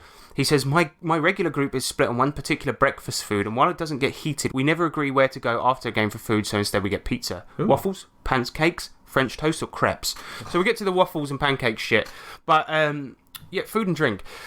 Sadly, because I'm often lugging so much shit to a game, I rarely actually end up buying food. Everyone Unless else you're hosting, does. you put the snacks on. Yeah, and the other week, one I've discovered recently, white Twixes. I bought a couple of packs of them. They were so Moorish. James went put down. them on my little turntable terrain. Oh my God, I was spinning it around, dishing them out to everyone. What's a regular? Jelly sweets. Roy always brings the jelly sweets. Yeah, They like go down quite well. Roundtree's Squishies. Squishies. Yeah. Those are the fucking best, man. Yeah, they are good. I had a cat in mine last Thursday, didn't I? That was weird. Yeah, was weird, Nick got one of these chewy sweets out, and it had like a little indent in it. It looks exactly like a cat. Yeah, it's really weird. Did you post that on Not Mildly yet. Interesting? I'm going to. Crisps is another one as well. Like Americans, you guys call them chips. Yeah, no dip though. Messy. Yeah, Sean well- likes to bring a dip, but it's messy. Yeah, but fucking Sean, man, my brother, he always brings like, because you can get really good tortilla chips for like cheap as fuck from Yeah, Sainsbury's, yeah. like 25p, and then some nice dip to go with it. And he'll always like scoop a shitload of dip onto the fucking tortilla chip, and then I always notice every time I'm gathering in the sheets at the end of the session, his is stains all over it. It's fucking gross, man. It's a nightmare. But yeah, it's weird because sometimes we're over by Every week, once a week, 1 week we'll have nobody buys anything because they assume everyone's going to buy loads of shit, and then the next week everyone buys loads of shit, and the table you can't move for snacks in there. Yeah. Every time I need to put a map down, I'm like, can everyone move these? all this shit out of the way. Yeah, we eat like pigs. A very good one recently is, you know those big bags of cookies you can get from like the bakery? Yeah. Those always go down well. The giant shortbreads. Yeah, we love them. Giant the shortbread ones. Anything really. I guess it's it's not really a dip, so it's always snackage though. So we won't game and then have dinner after because we game till 11:30. Yeah, I played in a group for a while where the host cooked dinner before, but it was very, very nice. But I would rather get straight to the game, me or too. just eat as you're as gaming. you play, you know? yeah, because that's the thing as well. Even when someone brings a pizza, it does slow down the game a little bit because because you're cooking and stuff. They're offering slices around. They have to use the oven. Yeah, exactly. Yeah. Ryan the other day couldn't figure out how to use my oven, and then poisoned his own pizza with hot sauce. That was so stupid. What happened was Ryan was was at the game, and he said he got the pizza out, and he doesn't like spice. I'm not sure why the fuck he asked, but he goes, Harrison, have you got any hot sauce? And one of my favourites, hot sauce though, just hot sauce. Yeah, just Tabasco or something. Yeah. But I said I've got this, and it says I said it's very mild, like joking, obviously, because it's Ancona. It's this brand, and they make these really hot, scorpion pepper fucking things. Yeah. And I go, it's mild, mate. He goes, it says extra hot on the tin, and he was shaking it where he's put the bottle horizontal and he's shaking it and trying to get just a little bit to come out. But it's quite thick, so I said to him, right, you need to tilt it a little bit, and he tilts it up 90 fucking degrees, and obviously it just blobs right in the middle of the pizza, and he's spreading it out over a spoon, and he's like, I can't believe you fucked me over like this, Harrison. I'm like, you're the one who just poured it all over the pizza. I ate it for him, mate. Good shit. Yeah. We all got to have a few more slices of pizza because he poisoned it. But no, I like that Lewis has breakfast though. They must get up early to go. Look, I guess so. French toast. I've never had French toast. So, as for drinks at the table, we all just bring our own usually. I mean, because Nick, you like to have one beer. I have one beer because I'm driving, and then I'll just have water or whatever. Yeah. James, who used to be a host on this show, he's just gone into box wine. Oh my god, he drank a box of wine. Filthy Sainsbury's own box. I'd rather him take it out the box and just drink a bladder of wine. That would be foil bladder. Yeah, and it's just funny because he's just like, fuck, you can get 2 litres for a £5. And I'm like, they'll give you a fucking headache. Cheaper, mate, but I wouldn't drink it. Actually, though, I will say this: we did have a night recently where we both got one of those boxes and got munted on it, and it was okay, but it's £5 2 litre box wine. Wow. I mean, yeah, fair play. So, his final question, he says, waffles, pancakes, French toast, or crepes? Ooh, wowzers, that's a tough one. I haven't had French toast, or maybe I have, but I can't remember. Eggy bread, man. We call it eggy bread in this country. Eggy, but they put cinnamon on it, right? Yeah, so it's just eggy bread with cinnamon and sugar. Sweet rather than eggy bread, yeah. Well, eggy bread's always good. Waffles, pancakes, or crepes? Oh, I'm a big crepe lover with Nutella and banana inside. See, I just think a crepe, I know this is bad and blasphemous, but I think a crepe is like a shit pancake. I like them flat pancake. I like them thick and fluffy. Yeah, American style. I do love an American pancake. You know, what we call them in this country, we call them Scotch pancakes. That is weird, isn't it? We do call them Scotch pancakes because we have, pancake day and that. But then you look at our pancakes. Yeah, our pancakes, it should be crepe day. Crepe day, yeah. And we just put lemon on it. Yeah, lemon and sugar. Yeah. And so for me, crepes are a big no. I'll have one if it's going. Give me a fluffy pancake with maple syrup on top. Yeah, totally. Yeah. But waffles are the fucking best, man, because it's like because of the divots. You know when you put syrup in it and you get this big blob of and then butter as nice butter. Yes. Oh, it's the fucking best, man. I can eat that all day. Right, I'm going to bring them to the next game now. Yes, but I'm saying that the one I mostly have is French toast, man. If ever I've got eggs and bread in the house, I'm always making French toast. It's the fucking best, especially for a hangover. But we call hold on, because we call French toast here is just deep fried because we have eggy breads and then we have deep fried slice, don't we? Which is just literally a piece of bread that's fried. Yeah, and you can get French toast, which isn't French toast at all, in a box from Sainsbury's, and it's this crunchy bread. It's almost like a cracker. Yeah, it's like a cracker, yeah. So we got a very warped sense of breakfast here. Yeah. What was your go-to breakfast on a daily? I know this wasn't what you asked. Was a kid? I'm interested. No, like now. Oh, no, I don't really eat breakfast much now. I mean, I'll have a porridge, really. Is the only thing I eat for breakfast now. Same here. Yeah. I love, as a kid, Lucky Charms. That's why I got no teeth. Fucking, oh, mate. That's the trouble. Whenever I go to America, my mum, she is like, she lives there, by the way, listener. Yeah. She, is so such a great host, right? So I remember once I was getting up for breakfast and I'm obviously getting old, I'm trying not to gain loads of weight. She gave me Reese's Puffs cereal, and it's like just pure sugar. It was so fucking tasty, but she loves to please, so she'll be giving me loads and loads of shit, and I was like, I said, I'll just have some cereal this morning, Mum. And she's like, okay, you have that to start. Big bowl of cereal. And then she's like, do you want waffles? Do you want some Eggos? And I'm like, yeah. Eggos? Have you tried an Eggo? Yeah. What is her favourite. It's just I know it from, obviously. It's just a waffle, Is that man. what it is? Yeah. But they're frozen. You put them in the toaster. Oh, my God. Yeah, so I had... What's a Hot Pocket? That is pizza sauce inside of bread. So it's a savoury Pop-Tart. Kind of, yeah, and yeah, pretty much. Do you remember in the 90s when Pop-Tarts used to be on TV, and in the advert they would pop out the toaster and the kids would just grab them and then bite into them, and then they had to ban the advert because so many kids burnt their hands. Fucking, that's so stupid. That's so stupid. But the funny thing is I always that's impossible to fucking do. When my toaster pops up, if you're toasting a crumpet in there, because crumpets are slightly smaller than bread, it's either stick a fork in there, and then you have to turn off the toaster, go through the rigmarole of getting a fork, and by then your crumpet's cooled down. So what I do is I do the thing, where you get the... Punch it up. Yeah. The little lever, I punch it up and then try and catch it as it comes out. Burn your hand. I always do this, like with my hand. So I'm just imagine I'm doing like a beak motion with my hand. I'm doing it really fast, and then when the trumpet comes in, I try to stop. Yeah. There you go. That's our breakfast rituals. That's breakfast chat. Yeah. Chat. All right. So let's do an award-winning outro, shall we? Yeah. But before we do, I just want to say thanks for all that correspondence. Those are good ones this week, this year. All right. So outro time. My main goal is to blow up and then act like I don't know nobody. Apparently nobody listens to these, so if there's any deeply seated racist views you want to get out now... Do them now, because I'm listening to Yeah. So first off, what I want to do is mention a couple of shows that are on the network that we're on, Nerds International. Yeah. I want to talk about the brewery. I mistakenly called it The Gathering because it used to be The Gathering Talks, then it was the RPG Brewery, now it's The Brewery. So go listen to that. It's a roundtable discussion about nerd culture featuring Jamie Pearson, who is the ultimate contrarian. He hates everything you like. I also want to promote the Fresh Podcast of Bel Air. Hey. Yeah, this is a new podcast that's on the network. It's by me and my brother, and we review every episode of The Fresh Prince of Bel Air ever. And it's good. It's really good. You've listened to I it. enjoyed You liked it. Yeah, I did enjoy it. It's very funny. We've got segments such as Uncle Phil's mailbag, the Fresh Facts. Fresh facts. Yep, and my brother said on the first episode, you can't tame Will Smith. You can't tame Will Smith. You've got that to look I've been spun around once. Yeah, he spun around in a basketball court. Yeah. So yeah, even if you don't like Fresh Prince and you just want to witness the struggle of trying to get through that whole series one episode at a time, then go have a listen. Very good. Fresh Podcast of Bel Air. It's very good. Also, Savage Con is coming up. We mentioned that at the beginning of the show. April 18th, Red Hill in the Toby Carvery, a whole day of gaming. The following day, I'm going to have people around my house to play games. So if you want to get on that, then please do come and meet us. We got prizes. We got the best GMs in the world. Yep. So yeah, come along. And lastly, Tough Guys is out, a supplement written by me and Nick for Wise Guys to make it into a London gangster game. Oh god, this outro, man.